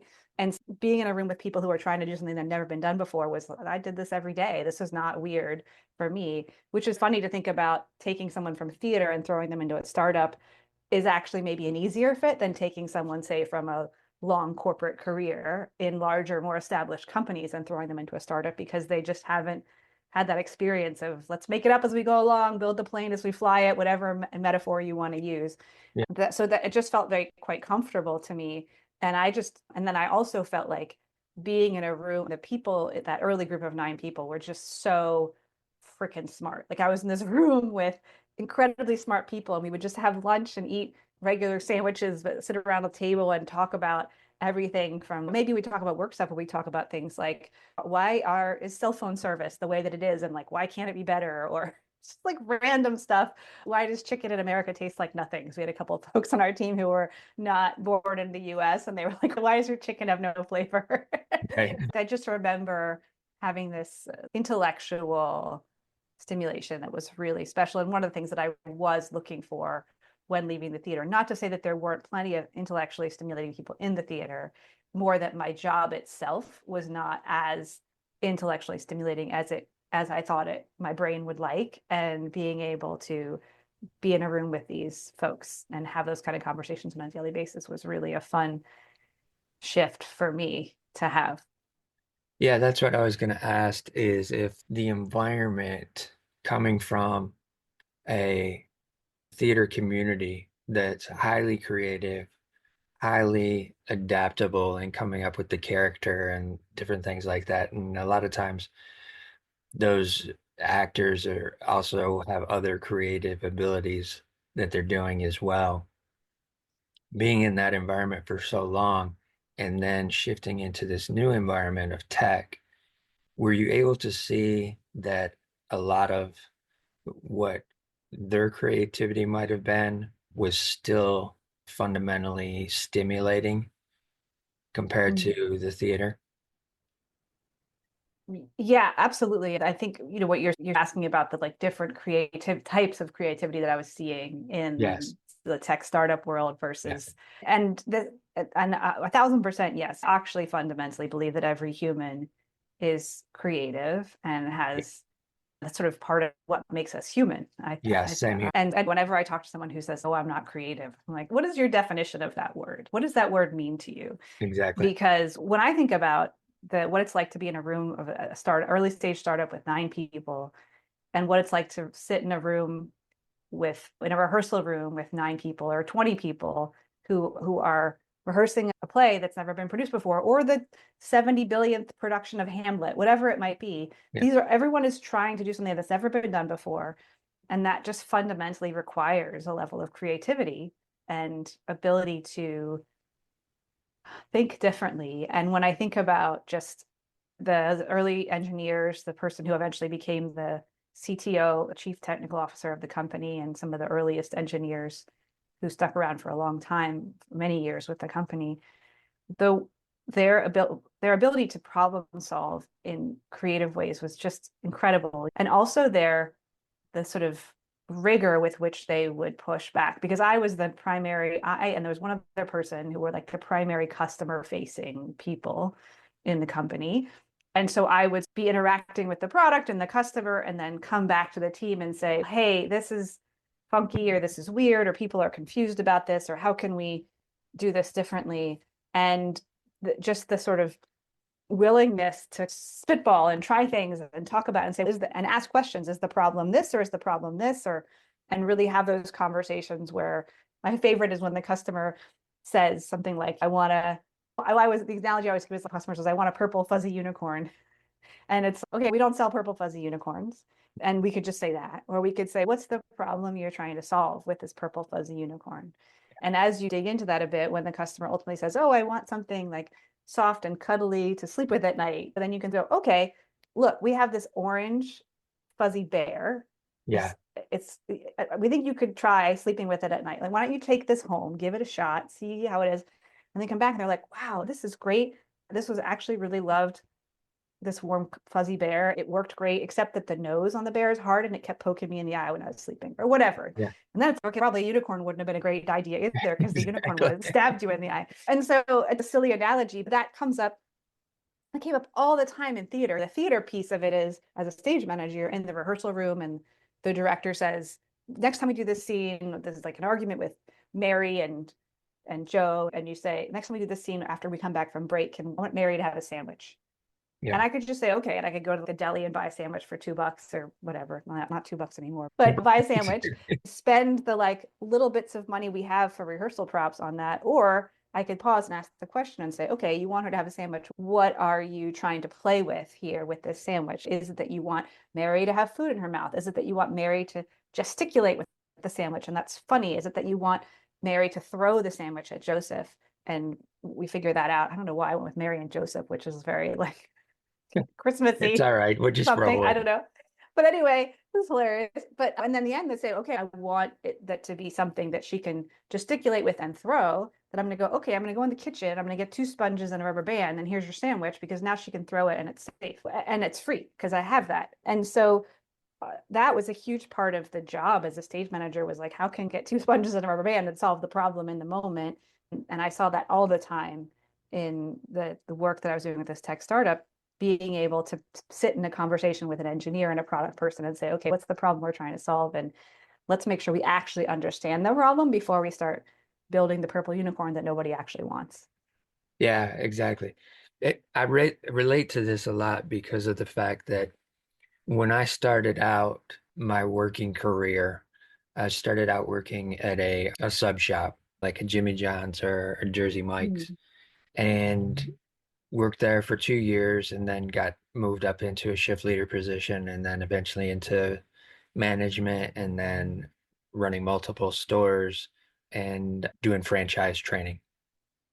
And that knowledge that I had of working in those positions and managing the team that was on the crew at that scheduled time of the day, I've always been able to transfer that over into every industry that I've ended up working in, whether it was fashion or jewelry or entertainment, all of that type of stuff, because you start to get a perception of being able to recognize individuals' strengths and weaknesses pretty quickly and Mm. understand too that every time you hire somebody in new, they're always going to be extremely nervous and uncomfortable until they get used to it. So being able to pick that out, working with people, looking at their strengths and weaknesses, understanding, okay, if they're weak over here running a cash register, then I don't want to put them in that position because it's going to make them even more uncomfortable and enhance that weakness. I want to put them over in this other position where they're stronger, they're not going to be uncomfortable, and they're going to excel. So I see that as a fascinating element that you have within you, characteristic that you're taking that from the creative industry, moving into another industry, which is not really always considered creative, but the people that are in that, they have to think creatively in order to make it work. And so I see that you're coming in, you're being able to pivot from one creative industry into another, but still implement some creativity in the way that you're thinking and managing and operating. I find that very fascinating. And hopefully the audience can see that as maybe a blind spot that they could have potentially of where they think, oh, I can't go and do this job because I'm only good at this or that. But if you have some critical thinking ability and analytical thinking ability, be able to recognize opportunity where it may be, then a pivot into another industry with your skill set is not impossible whatsoever. And I just wanted to point that out. With working in this position, how long did you work in that position before shifting into something else? And how fulfilling was it for you once you got into the weeds with it? Yeah. So it's funny that my trajectory with that company was I worked there for a year and change, year and a half, I think. And then I left for 4 years and then I came back and worked there for 4 years. Okay. And part of what happened in that first year, it was the year that I got married.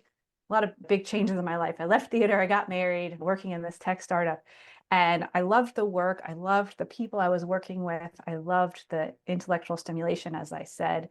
And the only thing that I was trying to juggle a little bit was it was the first because that my all my previous jobs had been theater jobs or it was like a temp job that I was just taking to pay the bills for a brief period. I this is my first experience having a long-term job that wasn't like artistically fulfilling, that wasn't and that I didn't have this sort of umbrella of, oh, I'm doing a great thing by creating art, Yeah, which I think many people equate to things like, oh, working for an NGO, just making the world a better place through your work, which I think unfortunately also tends to have this, you should be grateful for the work and therefore we'll pay you less. exactly. People who do good for the world don't need to be paid as much, which is frankly bullshit, but whatever, that's a whole other thing. So after a period of time at this company, that the startup was software for to allow restaurants to do online ordering. And it's a really incredible startup in that Noah came up with this idea in 2005 when nobody was ordering on their phones and now like Right, everyone's doing exactly. it, right? And I was there, my first year was 2009 to 10, so earlier days of smartphones and all of that. And so it was real innovative technology and we were quite frankly helping put money into the pockets of franchisees and people who are fundamentally running small businesses. But at the time, I was really struggling with, I'm trying to make certain choices with how I eat, where I spend my money, and many of our clients were these sort of fast food or quick service chains, not really Yeah. fast food, but Yeah. where I was like, I don't necessarily spend my money here. And I don't know how I feel about working at a company that is this, these are our clients. Do I have a funny feeling? And so I was just exploring that. Now it's important to know that Noah, the CEO and founder, is a vegan and has been for years. And his ability to eat at the Yeah. restaurants of our clients was pretty limited. Yeah. I mean, there was always something he could eat, but and so it was raising questions for me about how much do I need my work, the sort of product that I am putting out into the world, to align with my values. I love this whole not working for myself, working for a 9 to 5 type job and having my weekends and having predictable income and all of those things. But Right. maybe I miss working in the arts. And I ultimately ended up, a friend of my husband's actually was working at this institution called BAM, the Brooklyn Academy of Music in Brooklyn, which is one Oh, of the cool. oldest Yeah. performing arts Yep. institutions in the country. And the name is a little bit of a mystery. That an academy used to be a place of art and Yeah. experience, and so that's what the name. But it's a primarily a presenting house, so they have art, dance, and opera and theater from all over the world come and are presented by BAM for a week or two at a time, and sometimes longer. And Yeah. then BAM also rents out their spaces as a way to make part of funding the organization. And so this friend worked there and said, "Oh, there's an opening in the general management department. Part of the job is managing logistics of the presenting shows, but also overseeing rentals, events, and managing that." So there's a little bit of a, not so much sales, but it's a bit of a customer success. Like these rental people are customers and they want to have an event, and it's your job to kind of help make sure all the logistics, so it's stage managing, event management, customer success, all of that kind of wrapped into one. And so I said, okay, that sounds interesting. Maybe I'll interview. And in hindsight, I was perfect for the job. Like it would have been silly if they hadn't hired me. And so yeah, I ended up working there, and I went in. I've always been pretty ambitious. So I went in with the goal to become assistant general manager. We all reported under the general manager. And I did that for about 4 years. And over the course of my time there, a couple of things happened. One, I got pregnant and had my kid. So that Yeah. was really special. And it was a really special place and time to be working when I was a young parent, just because they were, as much as a nonprofit can be with the resources they have, I think they were pretty supportive of me and my pregnancy. Like I took a good amount of time off. I had to use a lot of my PTO, which is not great. But anyway, I took time off, and then my husband would bring my daughter to work every Wednesday. So like in the middle of the week, I would get this little window of time where she would come into the office, and everyone, of course, loved seeing a baby. Yeah. And so we had a nice routine to that where she would pop in and everyone was like, "Oh, it's Annabelle Day." And but the things that I learned in that job were pretty invaluable. One was I realized pretty quickly that if I wanted to work in the arts and truly love it, I needed to be stage managing. And this other stuff was fine, but it wasn't really pushing my buttons in the same way. And two, it really reinforced that I love doing things that had not been done before, the sort Right. of Yeah. startup. And so while I was pretty good at the budgets and contracts part, that was the core of general management, the projects that I was drawn to were the projects that really involved doing something that we hadn't done before. So while I was there, they opened a new space called the Fisher Building, and I like tried to involve myself in that as much as possible. And we started producing some events. So there was a thing called Crossing Brooklyn Ferry that was like a music festival that had never been done before, and I essentially Cool. acted as the assistant producer on that. And so I just really found ways to insert myself Yeah. in everything that was interesting to me. And that allowed me to be there for 4 years and learn a ton, and also really, I think, get valuable experience working in an institution with the the people I reported to were people who had been doing this job for years or even decades and who had gone to school for this kind of job, for example. Yeah. And while that path isn't for everyone, I do now in hindsight see how deeply valuable it was to work in an environment where there were people like that. Because in contrast, I do also see, I have both in my coaching work and in just in general, in the startups I've worked with, I have worked with people who have only worked in startups, and that is a particular environment. And there's plenty of things that are great about that and the agility that you get from that. But I can see for some of them at least, they've missed out on having the experience of watching and learning from a seasoned, as in has been around for a while, mentor or just boss, even to the point to say, these are all the things I don't want to do.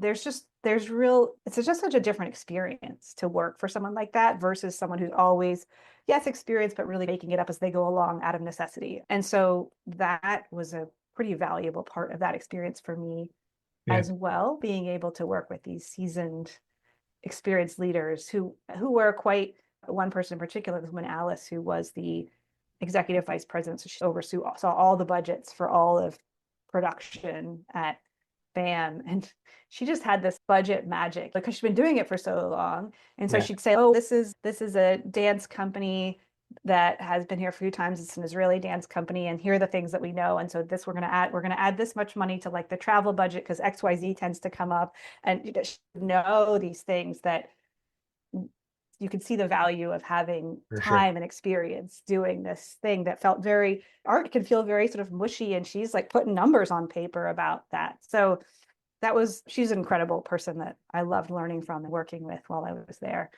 Yeah. So that was an important 4 years. And ultimately a big part of why I decided to leave was that I realized I felt really challenged as a parent to have my work tied to a physical plant, that I needed to be in the building, 5 days a week and sometimes late at night to run events. And I had this young kid, and I just was looking for the opportunity to have more flexibility to be able to work from home sometimes, so that if she was sick or just whatever, I could be there when she came home from school to see her for a half an hour and then go back to work or that kind of thing. So Right. it's funny to see all of the conversations about that since COVID, where everyone was home all the time and we Oh, like, yeah. oh, this isn't so bad. People could actually work remotely, at least in some jobs, and that's fine. And so that was a big factor for me, was looking ahead to the rest of my child's life and going, I don't know that I want to be spending this many hours in a building away from her when I can have a lot of other things I could do that are stimulating to me and my brain and allow me to be a little bit more present as a parent. So that was part of what led me to look to go back in tech again. Okay. And then moving back into the tech, did you went back to the same company or was it a new startup? Yeah, it was the same company. It's a funny story. At some point, I I called up Noah. We've been in touch, and Noah and I would have coffee periodically. And so we were having coffee, and I said, "Look, I think I'm ready to leave, ma'am, and do the next thing. And can you help me out, introduce me to some people, like who, And we had a frank. I remember this. We had coffee, and he said, "Look, tell me why you really left Olo. I want to help you. So Yeah. can we just be straight about this?" Because Yeah. at the time I had told him I was missing the arts, which was true, and I was wanted to experiment with having a more administrative job in the arts versus stage management. And that was all true, but I hadn't said the part about I have some mixed feelings about the customers that we serve and where that aligns with my values. And we had a very frank, open conversation where he talked about his role as the CEO and a vegan and all of the things that there. And the thing that was pretty powerful that came out of that conversation that we were playing around with and considering was just this idea that you're building a company that is you're creating jobs and opportunities for really interesting, intricate collaboration among a bunch of people who are building a cool software thing. Yeah. But two, yes, there are these big companies and all of these things, but in the end, the vast majority of restaurants in under these corporations are franchisees who are people who own 1 to 5 locations and Yeah. are everyday Americans just trying to make the ends meet and live their lives. And by creating Yeah. software that allows them to essentially get more revenue per square foot, you are helping these small businesses thrive, and that's meaningful.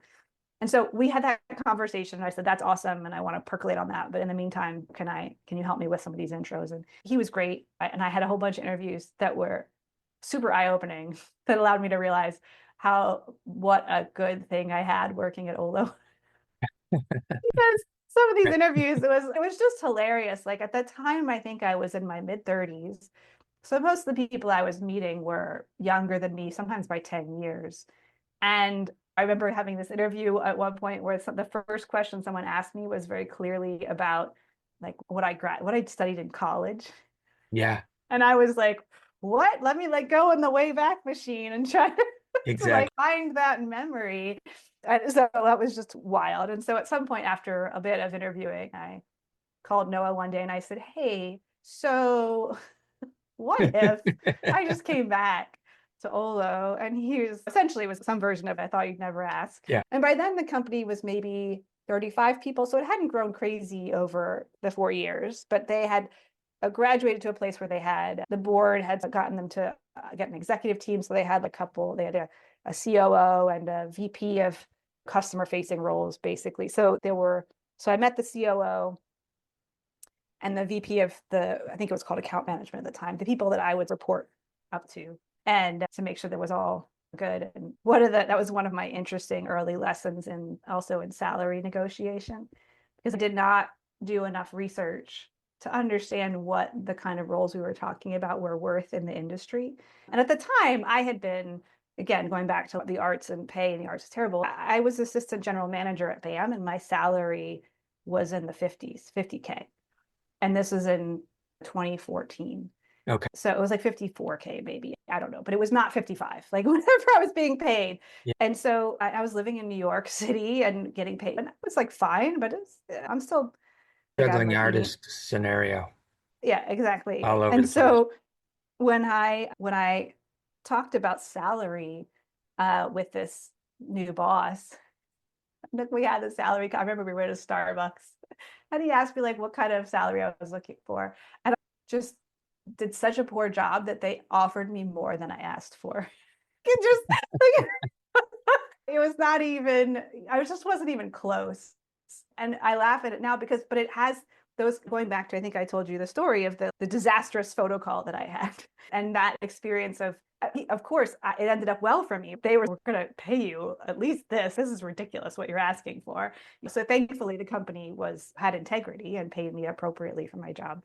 But plenty of people don't. And so that has since then it's become a thing that I actually really get a lot of joy out of doing, which is helping people, especially women and people from otherwise historically marginalized groups, learn how to advocate for themselves in a salary negotiation or any kind of negotiation, because I just didn't know what I was doing and it ended up okay, but it could have been a lot worse.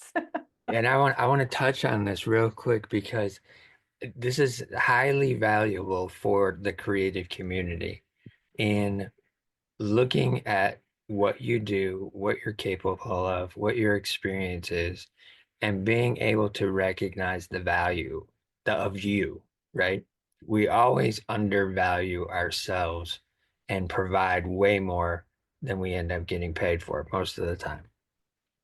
And I think that skill set of figuring that out as early as possible so that when you do a project or go into a company to work for them, you have that base in mind so that you don't undervalue yourself. Because a lot of people don't have the scruples that the people that you were working for had and said, we're going to pay you this, but even though you thought you were going to get this and that's what you asked for, we know you're more valuable than that, and we Mhm. want to pay you what you truly are worth. Most companies will be like, oh, that's all you want? Perfect, done. Start tomorrow. Yeah, yeah, yeah, Because they exactly. just saved a ton of money.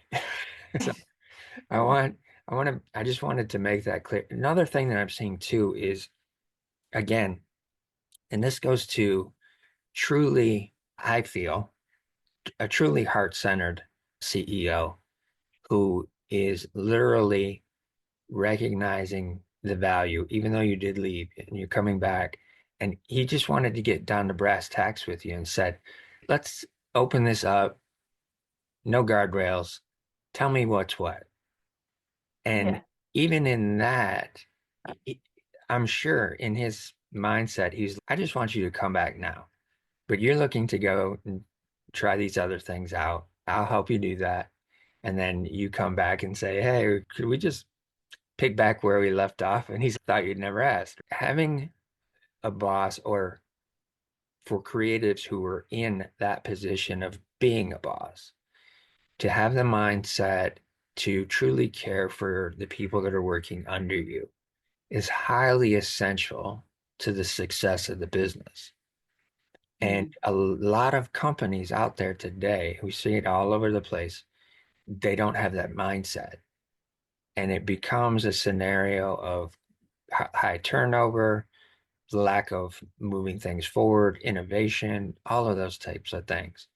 And I'm seeing this in your story that you've been valued by these different individuals throughout periods of time that have recognized your skill sets, what you're capable of, what you can do, and have wanted to help flourish that along within you. And I wanted to make that point for the audience so that they can just understand some scenarios of getting paid what you're worth, understanding what you're worth, and then for Mm. the business owners, understanding that you need to be a little bit more attentive to the employee in terms of nurturing the fact that they're working for you and want to see your vision move forward as well.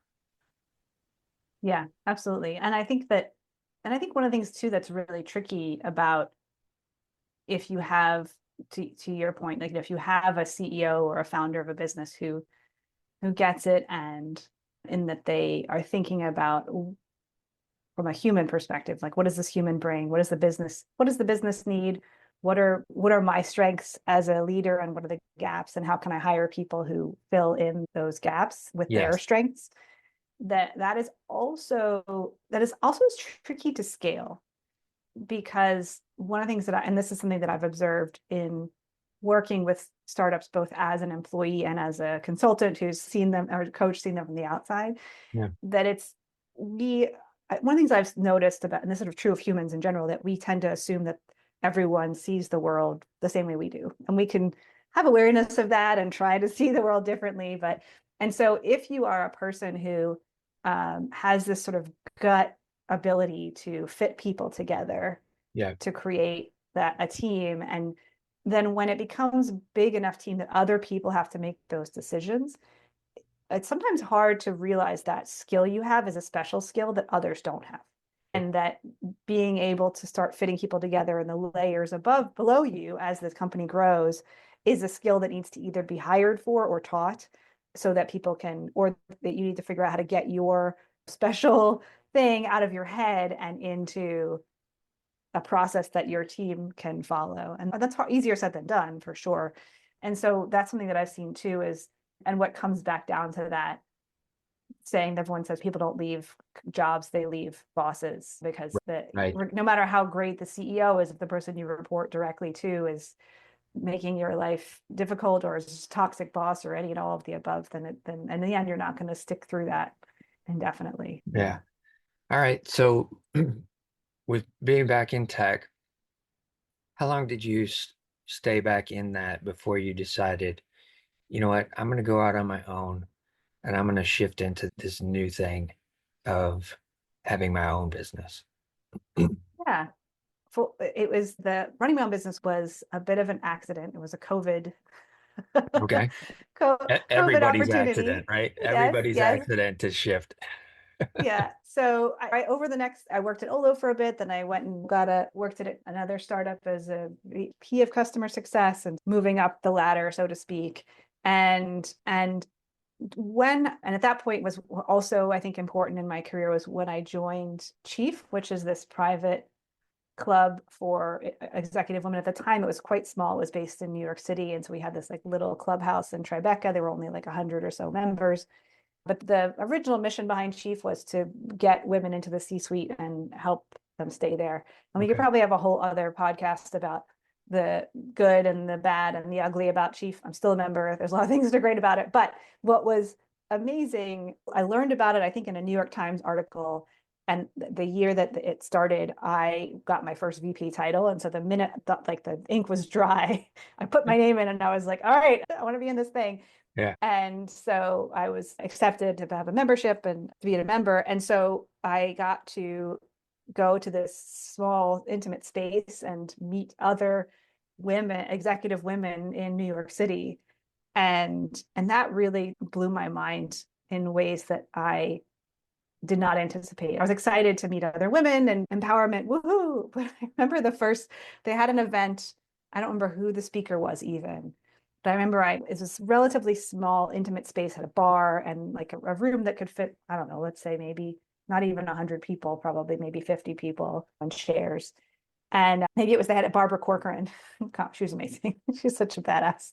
And He is very and so much. she, I love Barbara. yeah, so I walk and I was not late, but I was like not fashionably early for this event. So I walk in, get off the elevator, and I'm in the room. And I remember the bar was over to my left, and this room is just full of people talking, and all of them are women, and all of them are clearly like women with a certain level of experience and expertise. And there's two men, and they're working behind the bar. And I was like, whoa, it just hit me in a way that, particularly working in tech, like I was often the only woman in the room.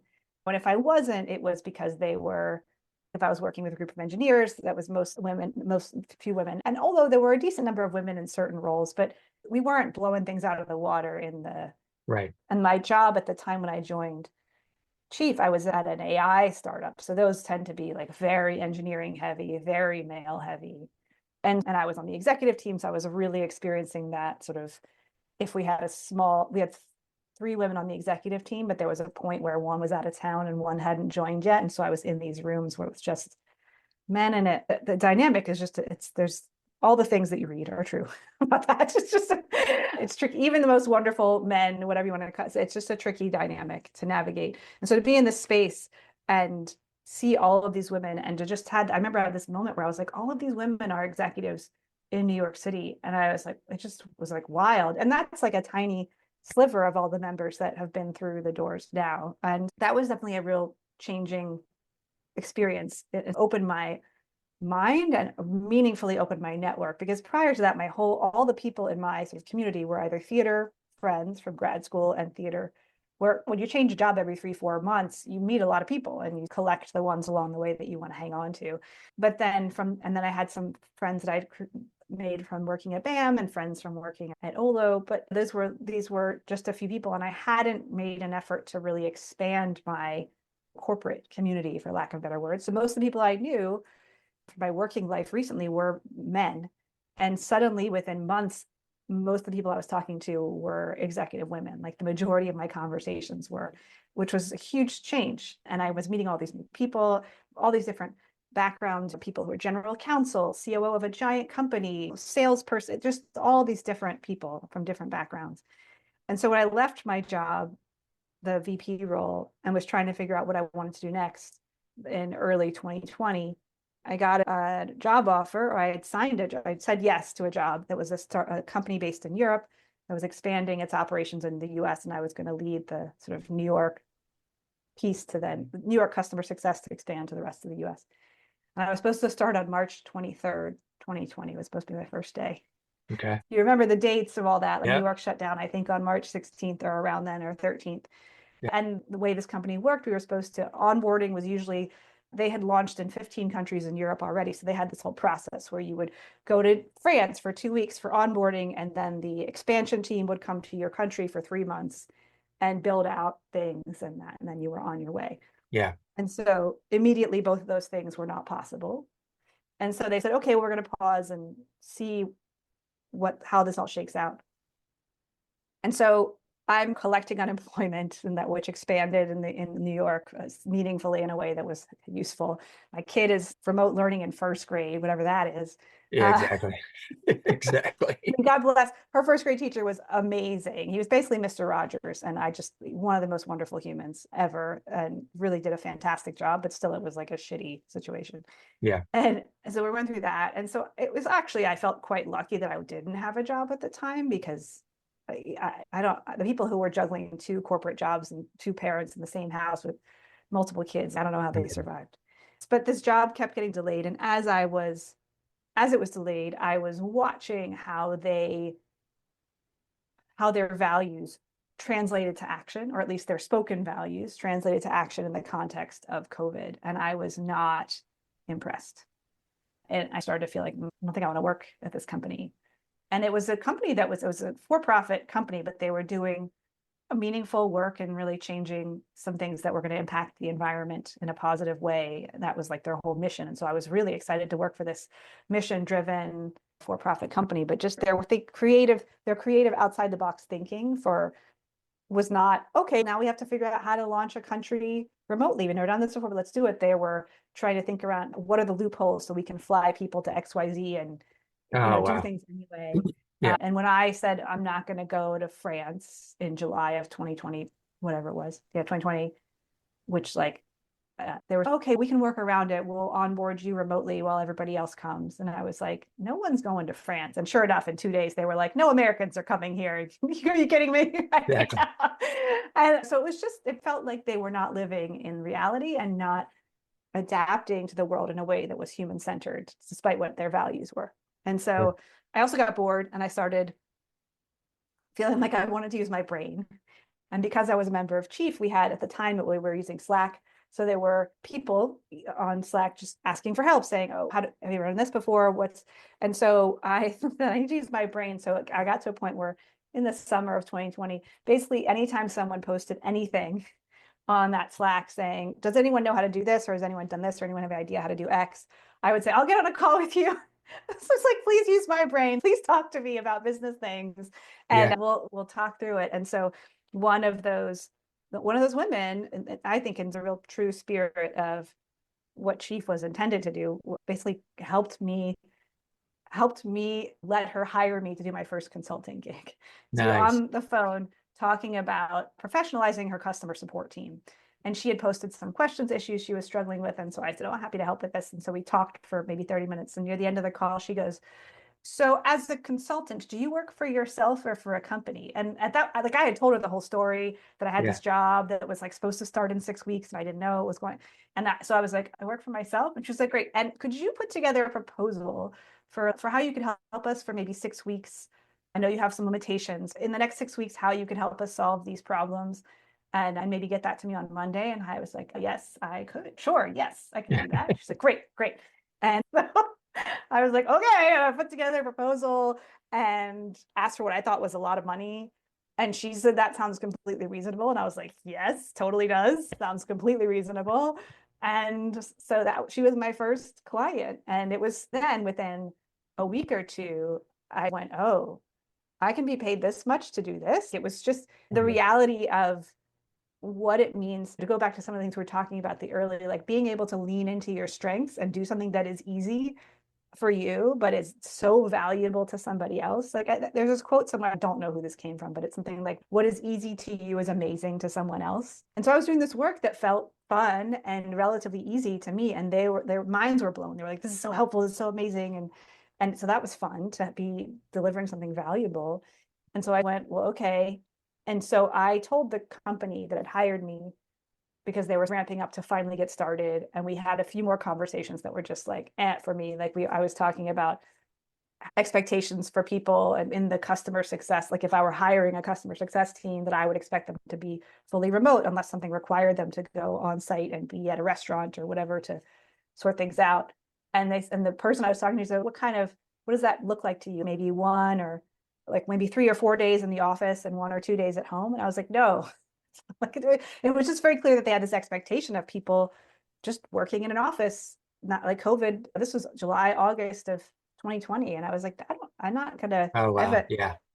I have an octogenarian in-laws that we visit at least once a week to try to make sure that they're okay. Or maybe we weren't, but my husband was visiting them. So we don't know I don't think there were any vaccines yet. There was none of that. And they were just Right. like, we're going to just do this thing. And so I told them that I had found that I loved consulting and wanted to do that instead, which was partially true, but was really like, there's no way in hell I'm going to work in this environment. Yeah. And so that was the beginning of my working for myself adventure. It's by accident, but a like happy accident, as Bob Ross likes to say. Exactly. Exactly. And how did you come up with the name Nimble Penguin? Oh, yeah. So yeah, that was actually after I had that first client. It took a lot of work, and I hired a coach, a business founder consultant coach person to help me turn people pay me for this thing sometimes to I have a business and this is what it's called and this is what I do.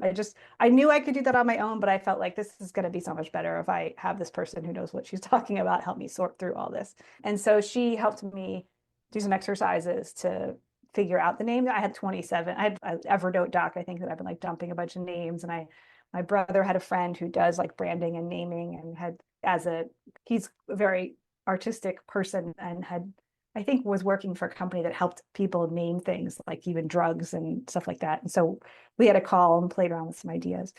But in the end, what it came down to for me was there were two key things that I wanted to focus on. One was this idea of loyalty, because I felt like a lot of the work I was doing was that at the root of loyalty in customers and loyalty in employees. If you want to build a successful business, you need loyal employees and loyal customers. Yeah. And so loyalty was at the heart. And then the idea, the sort of principle, idea, whatever you want to call it, that I have come to believe is quite true about humans, which is that if you help people find or create the environment where they can truly thrive, then that's how if they're your employees, how they deliver the best results and build the most innovative products and build the best companies, the most successful companies. Yeah. And so with those two ideas, I started playing around. I wanted an animal. And so when the idea of loyalty, I think of Morgan Freeman, March of the Penguins, and like these penguins who are they mate for life and individually, but also as a group. The female penguins all go off and hunt together, and the male penguins all are huddling around each other to protect the eggs. There's all of this. There's so much loyalty and support and connection. Yeah. So penguins, well, yes, and then the sort of nimble piece came in there, because when you think about penguins, we usually think of the like funny little like Right. waddle, which Yeah. does not doesn't like sound like nimble, right? But if you, on the flip side, if you put a penguin in the ocean, they're actually one of the most agile swimmers out there. And Right. so it really connected for me with the idea of when you help people find the environment where they can thrive, that they can do amazing things. And so penguins are silly waddlers, but they when they're in the ocean, they can swim in amazing ways. And so hence the nimble penguin Yeah. When they're in their name was really, natural space, they can excel. yeah, yeah, Very yeah. cool. Very cool. And just to give a brief explanation of exactly what Nimble Penguin does for others and what you work with others and help them figure out, what does that entail? Yeah, so my business is coaching advisory, and I'm a community host, and I think of it host and guide, and my primary clients tend to be founders, executives, or what I think of as emerging leaders, so folks who are on that path to executive leadership. And when I think about how I talk about myself and the work that I do, I've come to call myself an empowerment instigator. Yeah. And to me, that means that I find great joy in helping innovative high performers become the most impactful leaders they know. And so my clients tend to be what I think of as trailblazers and disruptors who Yeah. strive to learn and grow and advance their careers and lives. And they often look at business or even the world differently than others. They might be the only person in the room who sees a particular challenge or solution from their perspective. And these are folks who want to know how to better advance. My clients tend to be trailblazers and disruptors who strive to learn and grow and advance in their careers and their lives. And they often look at the business or even the world differently than others. And they might be the only person in the room who sees a particular challenge or solution from their perspective. And they often want to know how to better advance their ideas and create change in the organizations in the world. And that, as you know from my story, that I tend to say to people, I'm a former professional stage manager turned customer success executive turned executive and leadership coach. And I have the thread throughout my work and my story that has allowed me to pull all those things together. So yeah, that's a little bit about what I do and today and who I am. It's an amazing story. And I truly appreciate you being willing to come on and share your life with everybody else so that I truly believe they'll be able to gain something from it. And I feel that with most guests that I have, there's always different pieces that come out that will benefit the creative community and artists. And because when you say creative, it's so broad. There's so many different facets of being creative in the world, whether it's a chef, a hairstylist, makeup artist, a painter, musician, what have you. It's very broad. And my hope is to be able to have these stories, give perspective, let people know that they're not alone, that there is a sense of community that can be built through communication. And that's part of what I'm trying to do. And I know you're doing that with your community in terms of the executives and that type of thing. So I truly appreciate you coming on. And I just want to leave the audience with one last statement, and I end it this way every episode, and it is be true to your heart and always be kind to your mind.